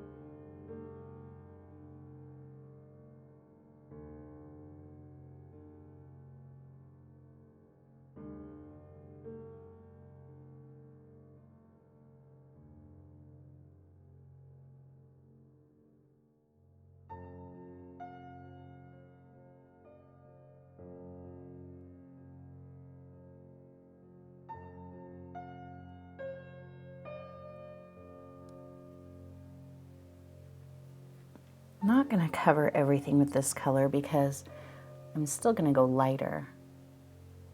There's no need to cover all of it.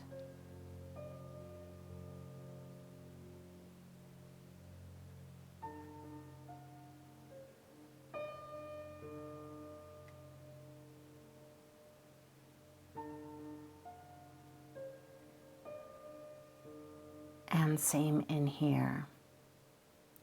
Start overlapping a little bit of those darker shadows.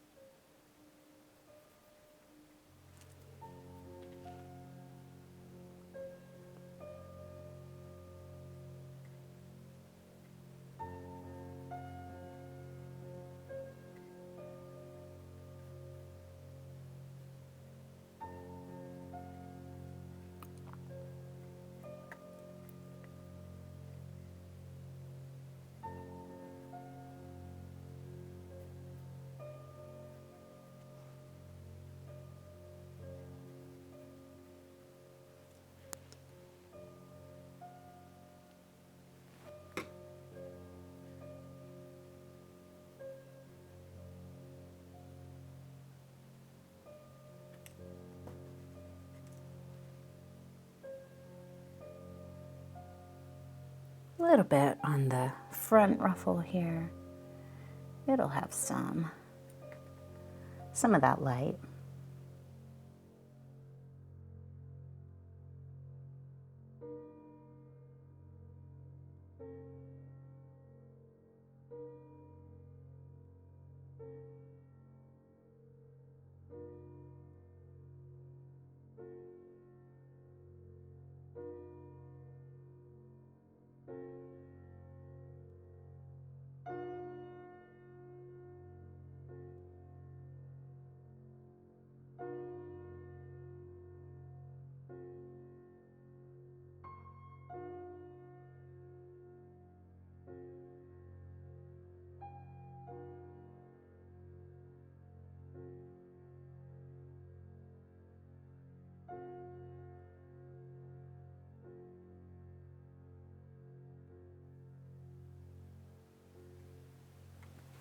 All right, let's go one lighter and then we'll move on to the dark part of her shirt.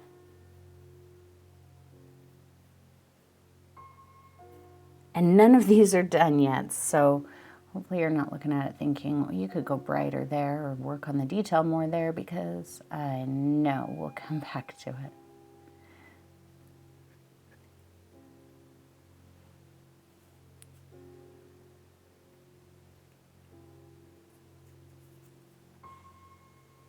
Just keeping a little medium on my brush.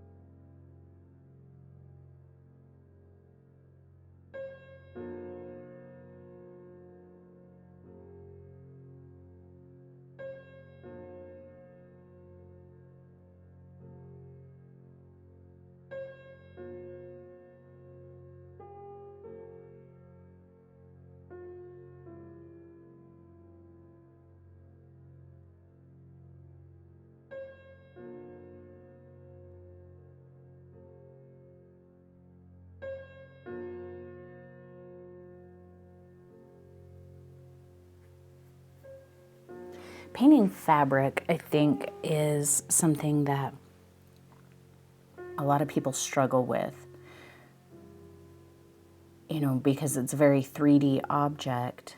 And so our brains kind of get caught in this, well, how do I make it look like this part is bent upward or bent downward or moving this direction or whatever it is that we're trying to make it do. But really, like we kind of talked about earlier, if you just look at everything as colors and shapes and kind of understand how those colors and shapes interact with each other, like how does a light color and this kind of a shape, whatever that shape is, how does it interact with shapes of a different color and a different shape around it? And if you start looking at it like that and less about how do I make it look like it's 3D, then I think it will be easier for you. So, you know, find some fabric.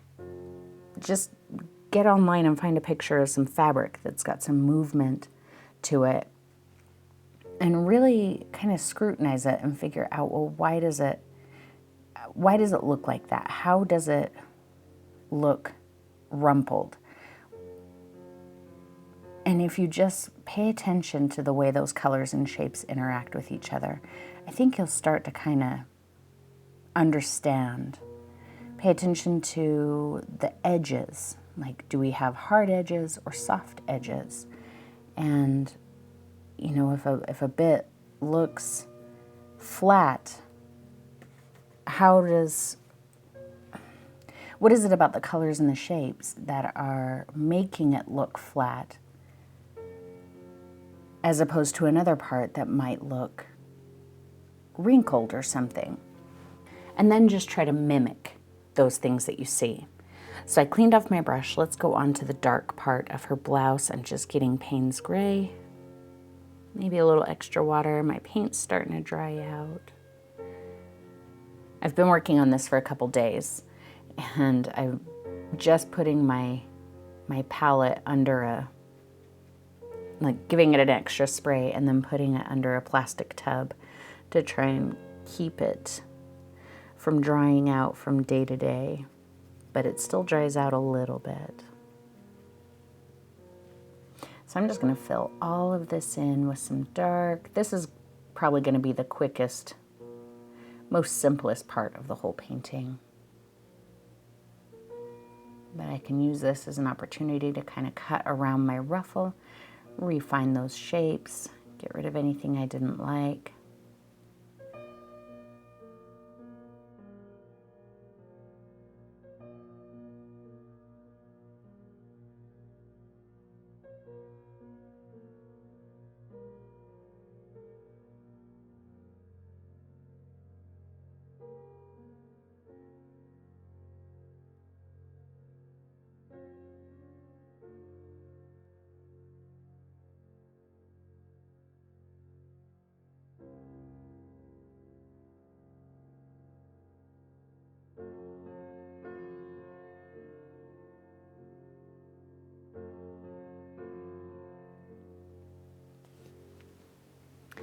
And over here, this shoulder is the farthest away from us.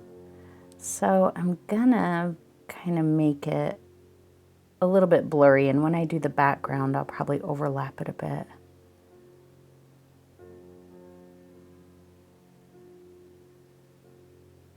So at the edge here, instead of doing a crisp edge like I did there, I'm kind of going flat and letting it be a little soft.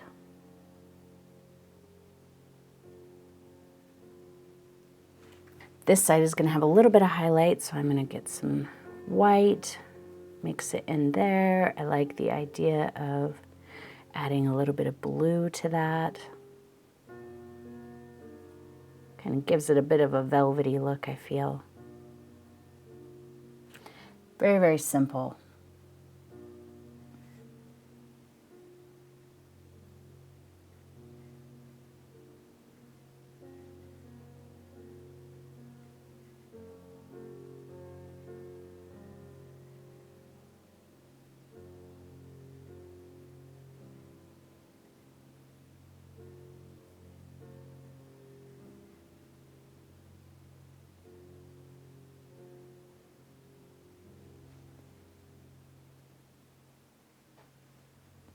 think that's pretty good.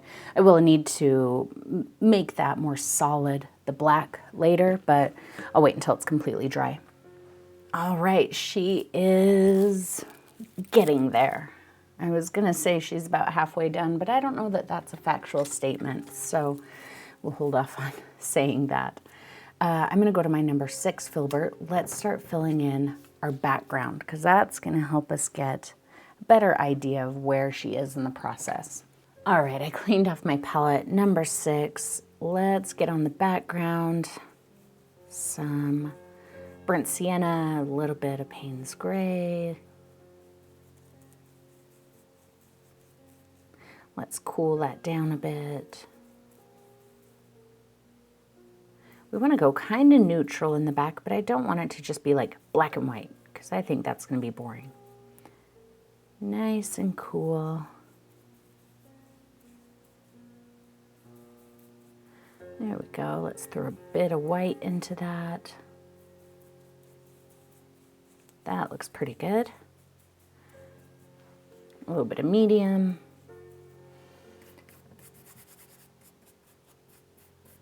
Now you can see how transparent it is, so hopefully you understand why I put the burnt sienna underpainting on. I don't need to worry about going all the way to her face because I'm going to change up my colors as I go. So I just kind of want to get this around the edges.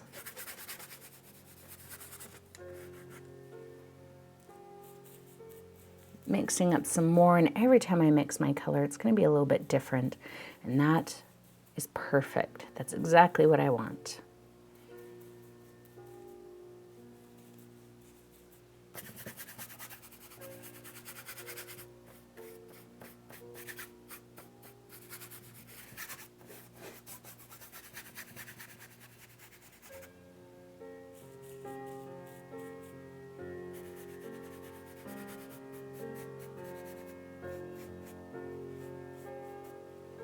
Let's throw a little more white in there. Actually, let's throw some more blue in there.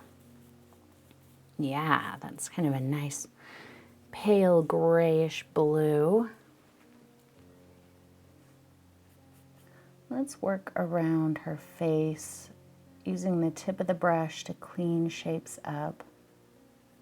Remember I said that this side was going to be lighter than the other side. This color that I mixed up turned out pretty light, so I'm going to start over here.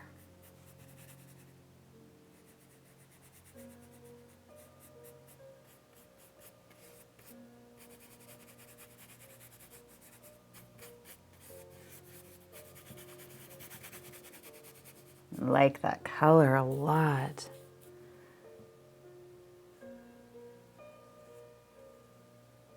I think her cheek got a little wild right here, so I'm just pulling it back in a little bit.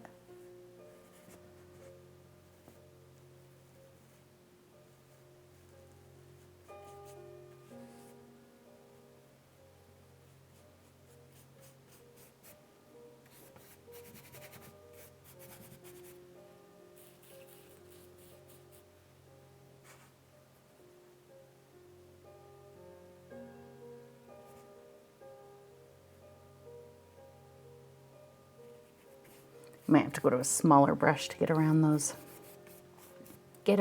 shapes. Just get that paint off my brush so I don't waste it. I'm gonna go back to my little number 8. Just mix up a similar color. It's not gonna be exact, and that's good. That's okay.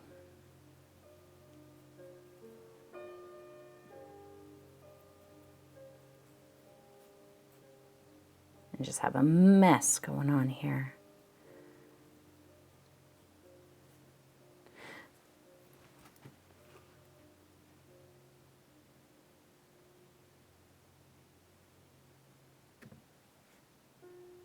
Oh, that color was actually pretty close.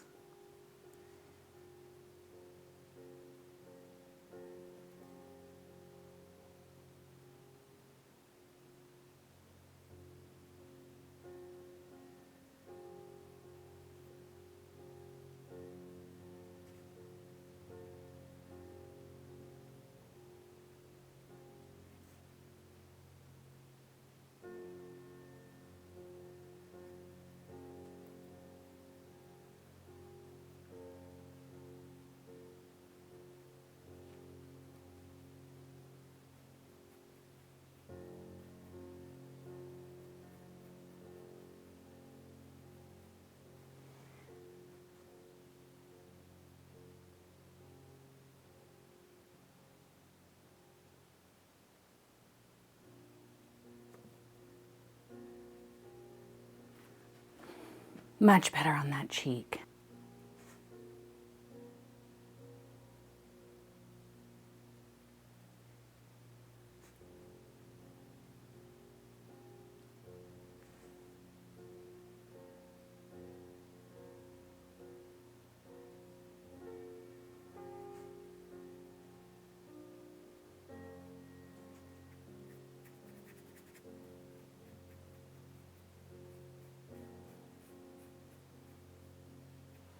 I'm going to start darkening that again. Just pulled in some of that mess back here. It's a little bit warmer, a little bit darker.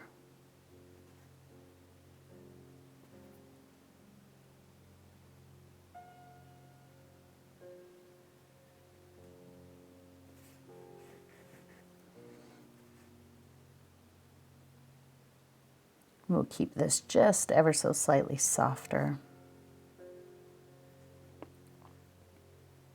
This shoulder here is the farthest away part of the cat. So that's why we're softening that a little bit. Everything else is kind of facing us or close to us, but this is going to be the part of her that's the farthest away.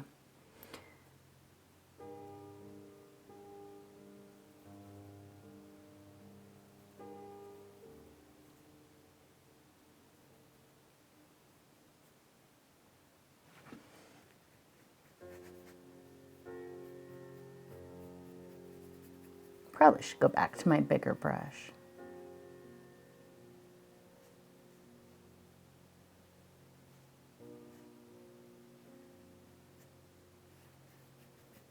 In fact, I'm going to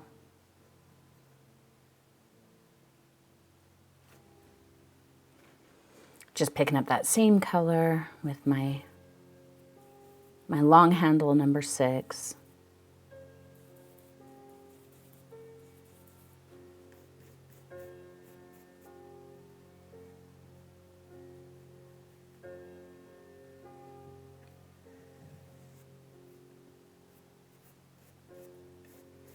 And overlapping that edge just a bit.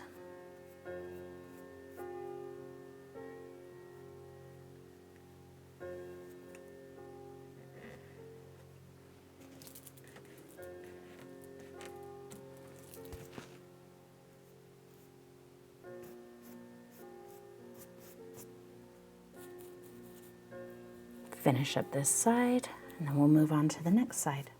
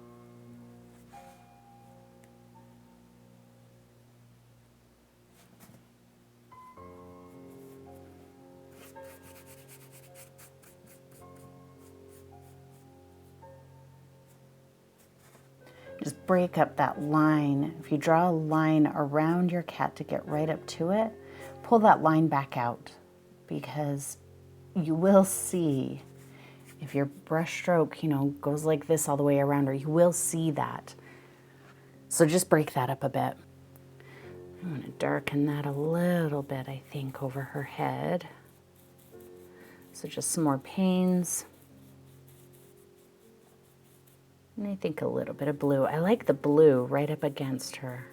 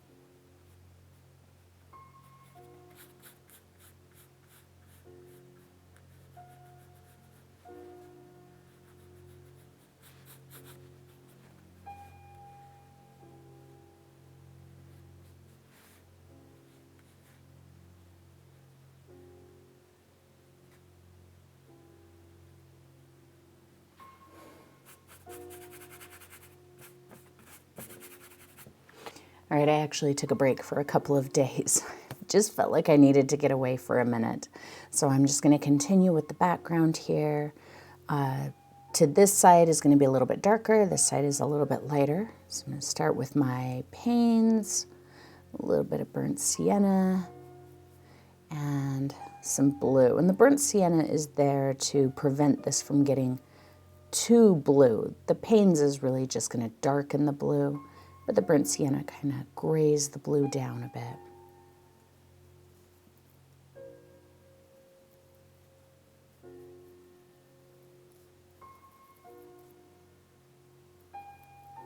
Let's see how that goes.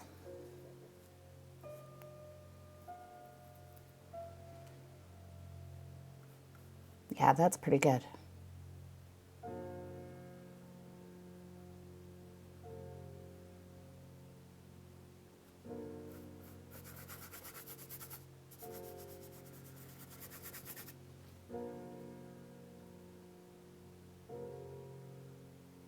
I know there's still some serious weirdness going on with this ear. But sometimes you have to let those things go for a minute, because if you get hyper focused on them and you refuse to move on until it's fixed, me anyway, I find that I get really frustrated and just kind of lose track of everything else. So I am aware that this ear is strange and that it needs some help, but I will get to it when it's time to get to it.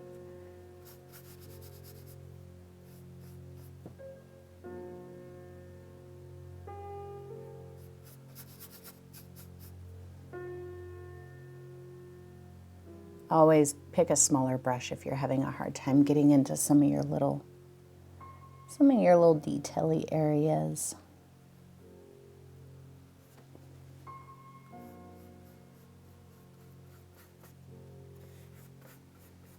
Might be time for a smaller brush for me around the ruffles. Let's get some of this color up here so there's not just like a sudden transition from one side of the ear to the next.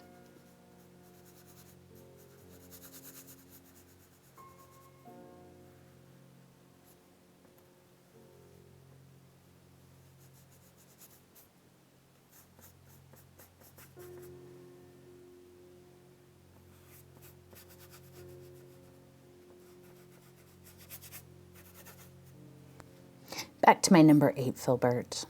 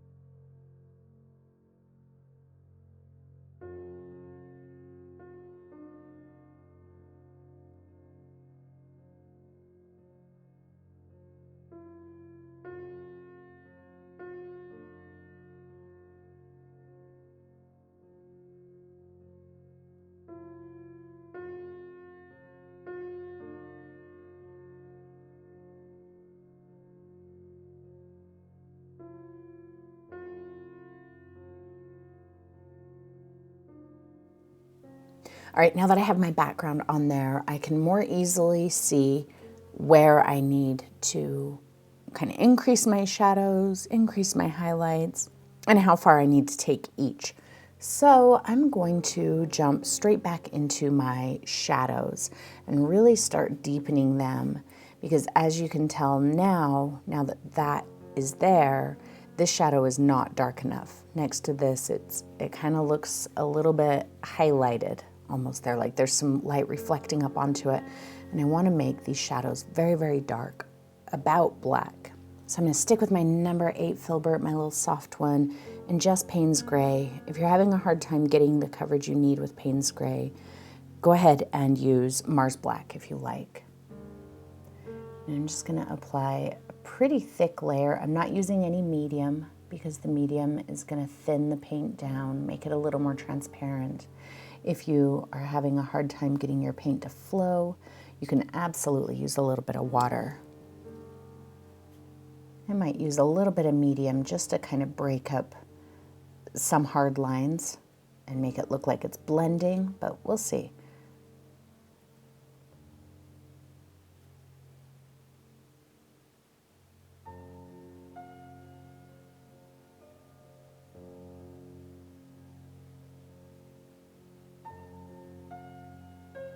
Great, and there's just nice soft lines.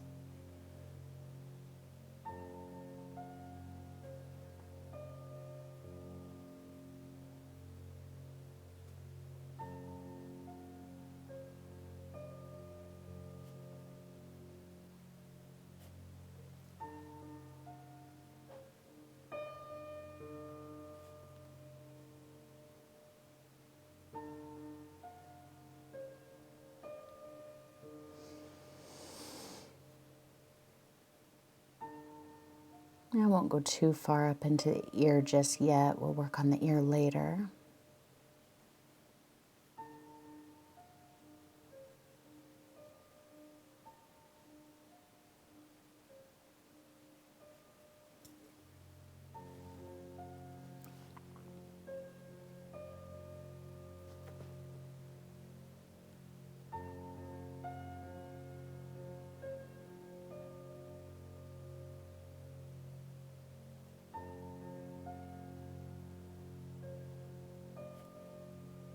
And again, nice and dark in here, but I want to keep the transitions between different elements. So like where the face kind of overlaps the neck is going to be a soft line. Don't do hard lines in those dark shadow areas, because if they're both shadowed, they're going to kind of fade into each other a bit. A little bit of medium just to start blurring that out.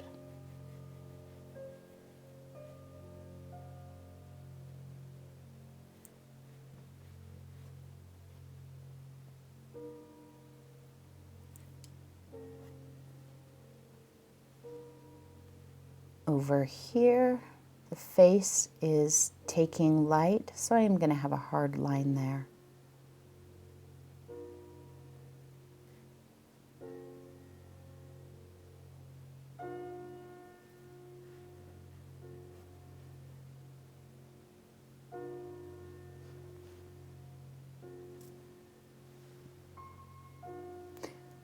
Sometimes I wish I were ambidextrous. I could paint with both my left and my right hand.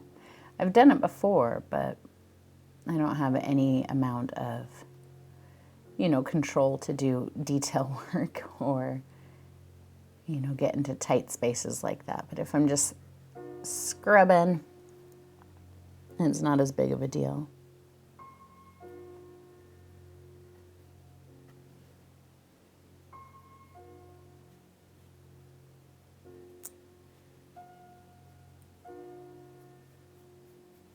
Make sure that black gets up into the ruffle here.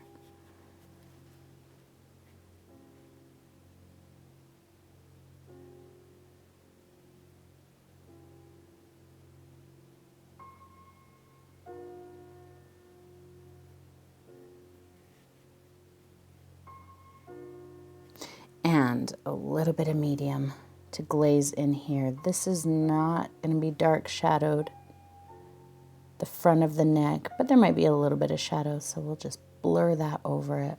Get rid of that hard line.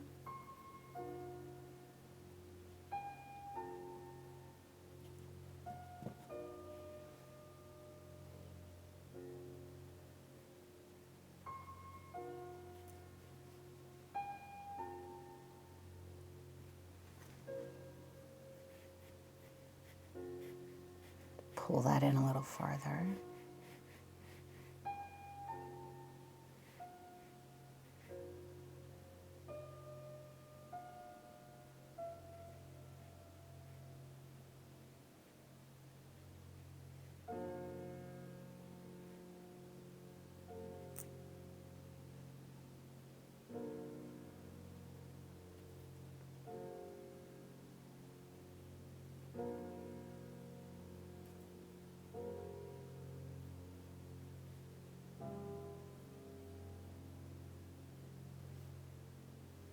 A little medium glaze over this. This is going to be pretty dark, but not pure black.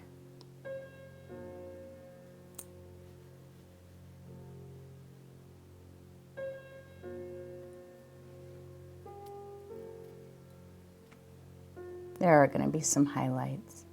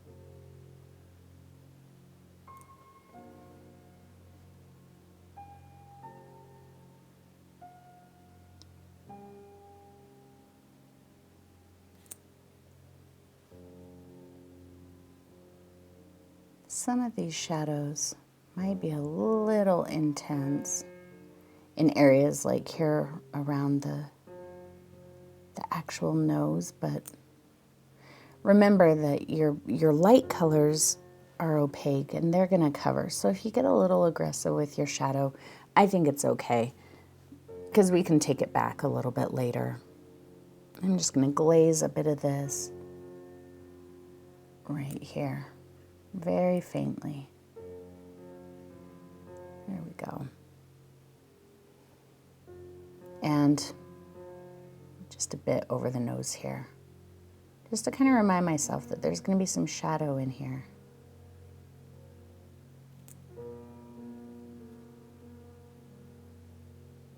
Not because that gray is the right color in any way.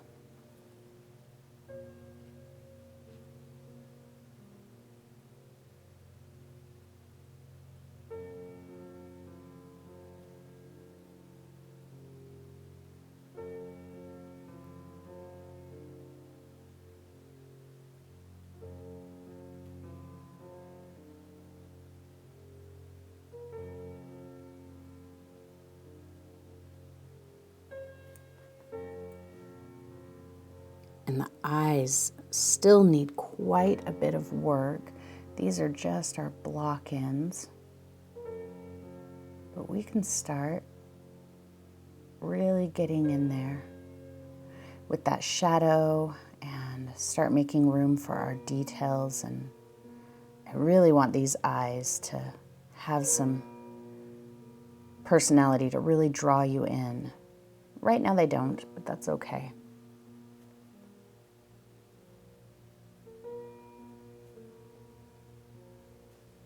Bring it in a little bit there on the eyes. I'm still just using Payne's Gray. I am using the tiniest bit of medium, but you could do without it if you like. Very light pressure. That's what I love about a good, fresh Filbert, is I can fill large areas, but I can get crisp little lines too.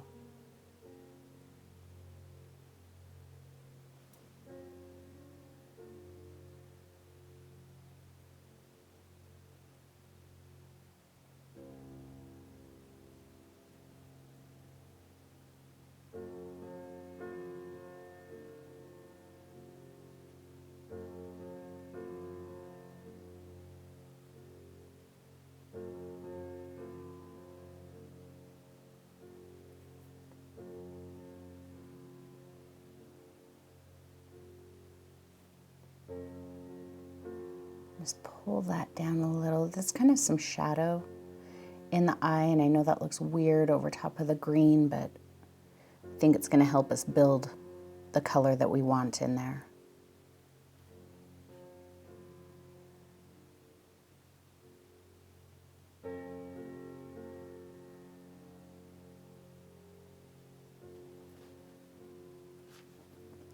Need to sharpen that point a bit here.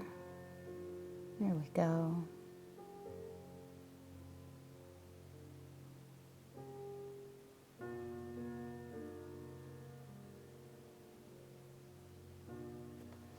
In fact, I'm going to double down on that shadow moving down into the eye.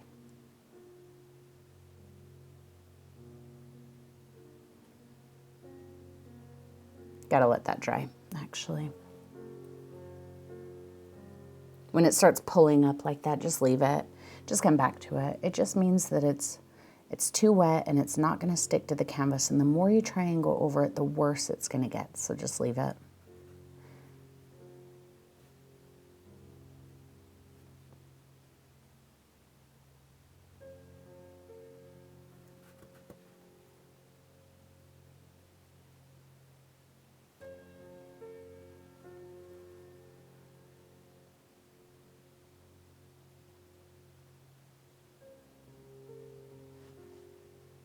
All right, let's work on this eye. Nice crisp line at the top. Dust it down into the eye.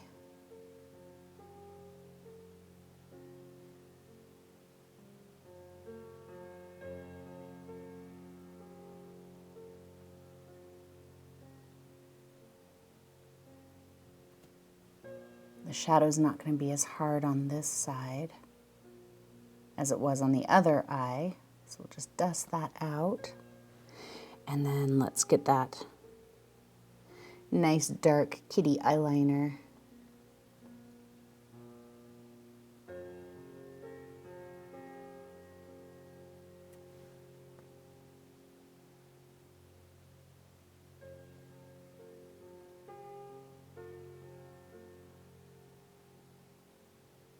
I'm not being quite as delicate on this side.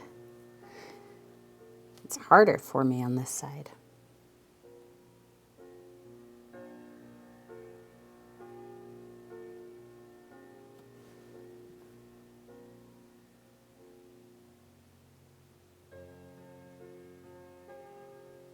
But that's okay, because our colors will cover it up.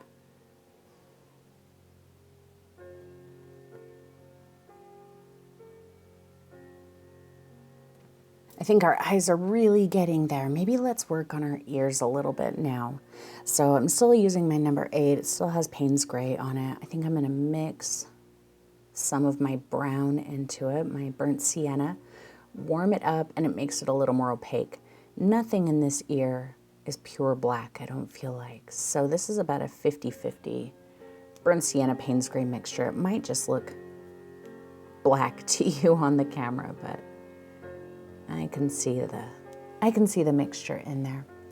So let's work on this a bit.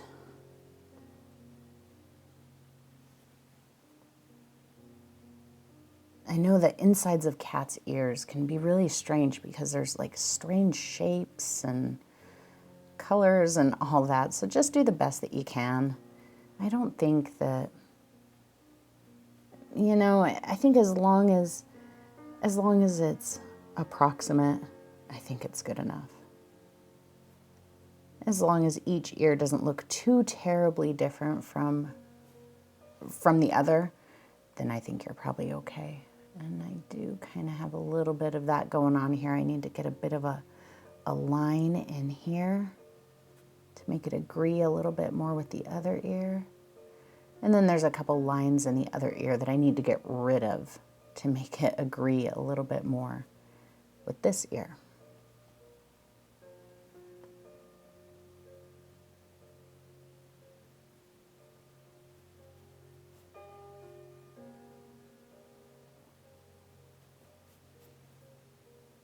Little medium.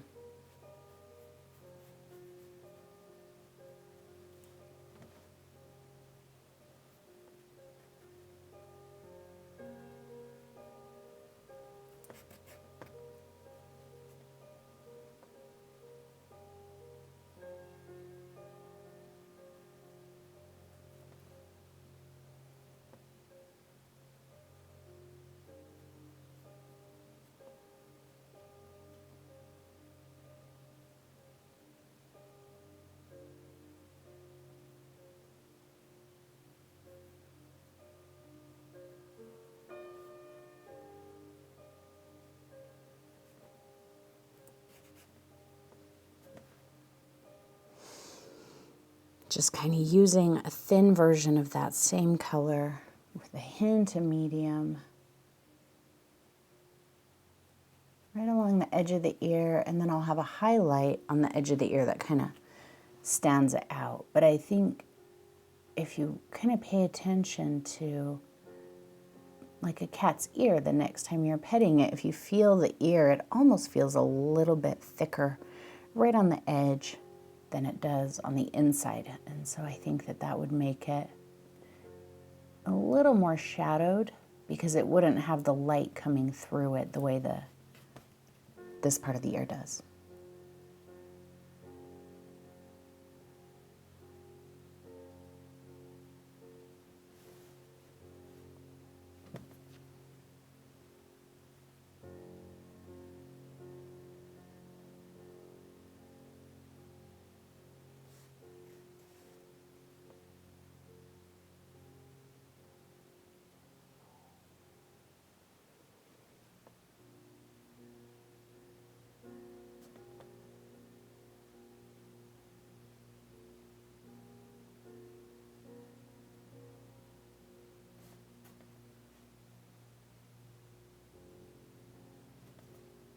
Little medium. I think I'm going to add just a little bit more brown to that. And a little bit of medium to kind of make it a bit more transparent. I'm just glazing in some little shadows. You can make the ears as simple as you like.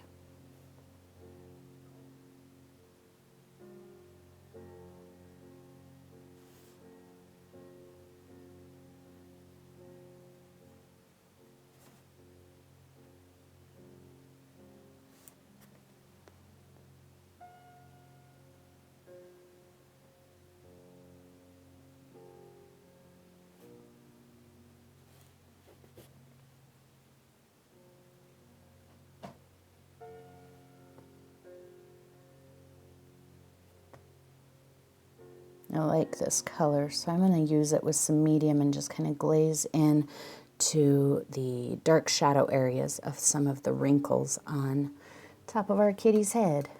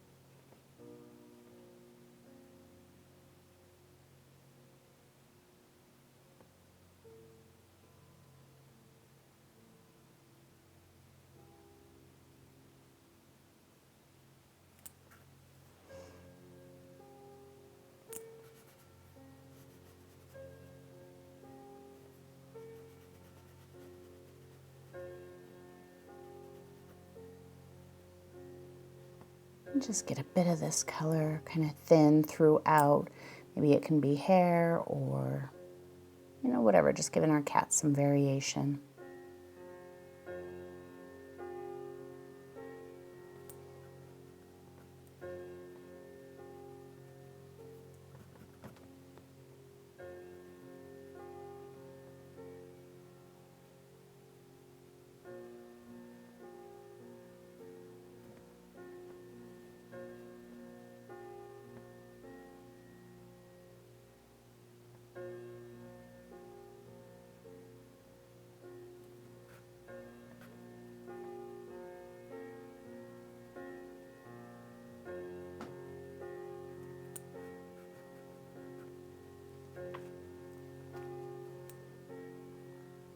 Let's work on our ugly ear. I'm going to add a little more brown.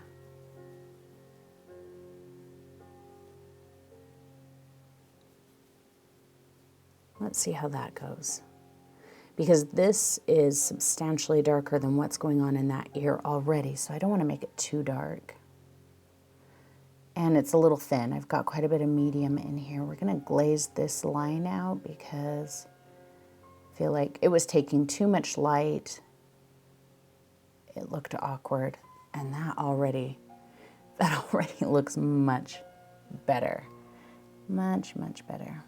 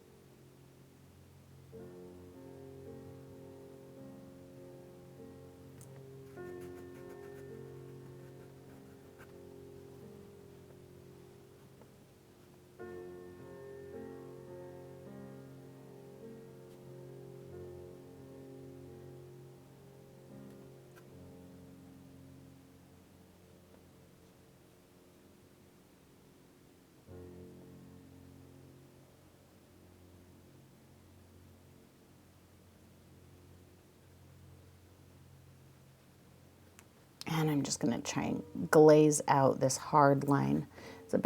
It's a bit too solid for me right there. And then I'll touch up the highlight later. I like this area. I just don't like that there was such a hard line between the shadow and the highlight.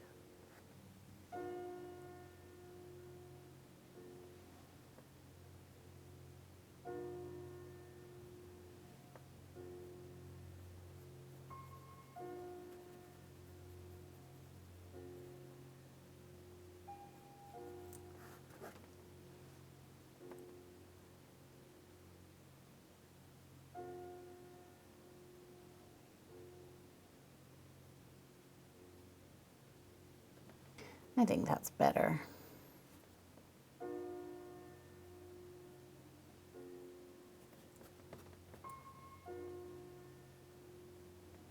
And we're still just working in our shadows right now, remember, and I'm sticking with that just Payne's burnt sienna mix.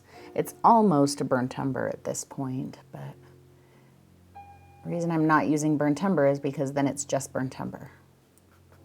If I mix these colors together, I've got a whole range of browns and grays that I can get.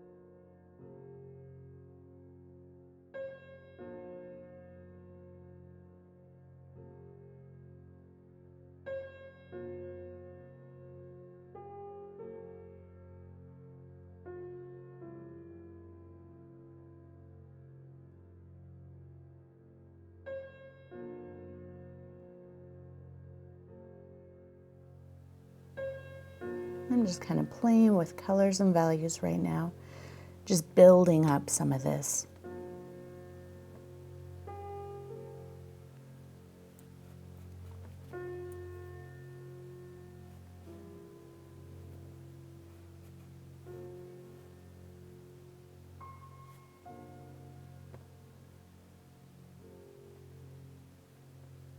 Don't be afraid to go too dark. I think sometimes our resistance to going too dark is one of the things that can make our paintings look amateur. So, you know, before I started doing this, I think, you know, the cat, it read as a cat, it looked like a cat, it had, you know, highlights and lowlights. I could have left it there, but I felt like my highlights and lowlights were kind of close together. My value range, see, I'm pulling paint up there, I need to leave that alone. My value range was a little bit compressed, and if I would have left it there, I think it would have made it look really amateur. So we're just gonna darken some things, and then we'll come back and lighten some more things, and that will help. Just kind of getting some little thin shadowy lines in there where the whiskers are gonna go. They do kind of grow in a line.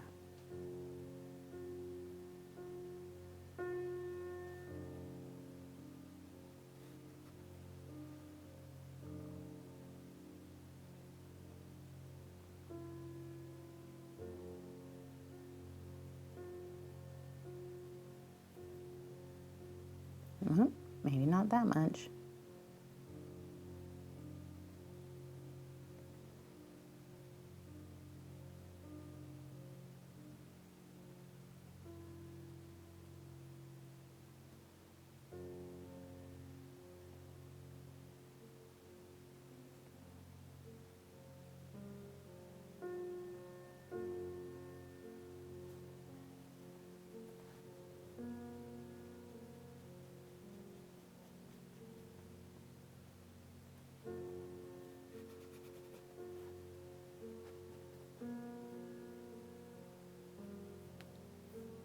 I'm just going to keep you zoomed out there for a minute while I fiddle with a few more shadows. I'm pretty sure I'm going to pull the ruffle up just a little higher here.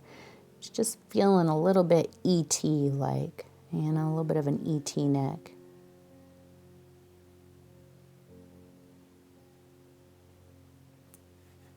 But I wanted to get rid of that.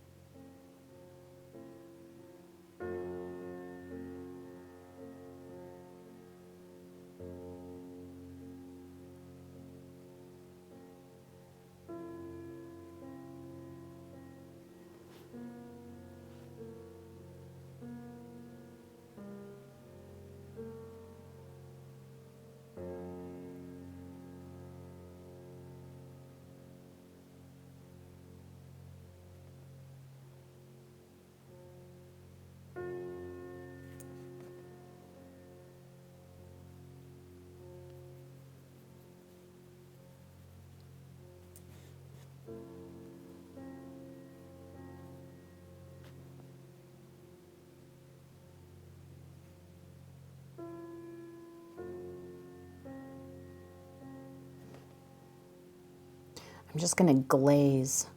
I've got some of the dots from the underpainting showing in some of those shadow areas, and I really don't want that. So just a very thin glaze of that dark color. It's just getting rid of the dots deep down in the canvas texture.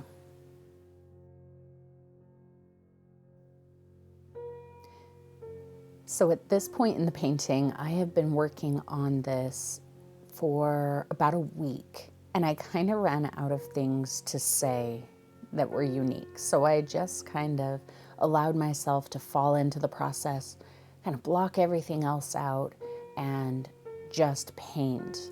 So I hope that you can do that for yourself as well. I just wanted to pop on here real quick and let you know that everything I'm doing from here on out is the exact same thing that I've already done. I'm using the same colors, the same brushes, the same techniques. I'm just building on each layer, taking it a little bit farther. And I hope that you do the same thing. Don't be afraid to go too dark or too light. Remember that if anything is too dark, your light colors will cover it later. If anything is too light, you can very easily glaze it down with some of your darker colors.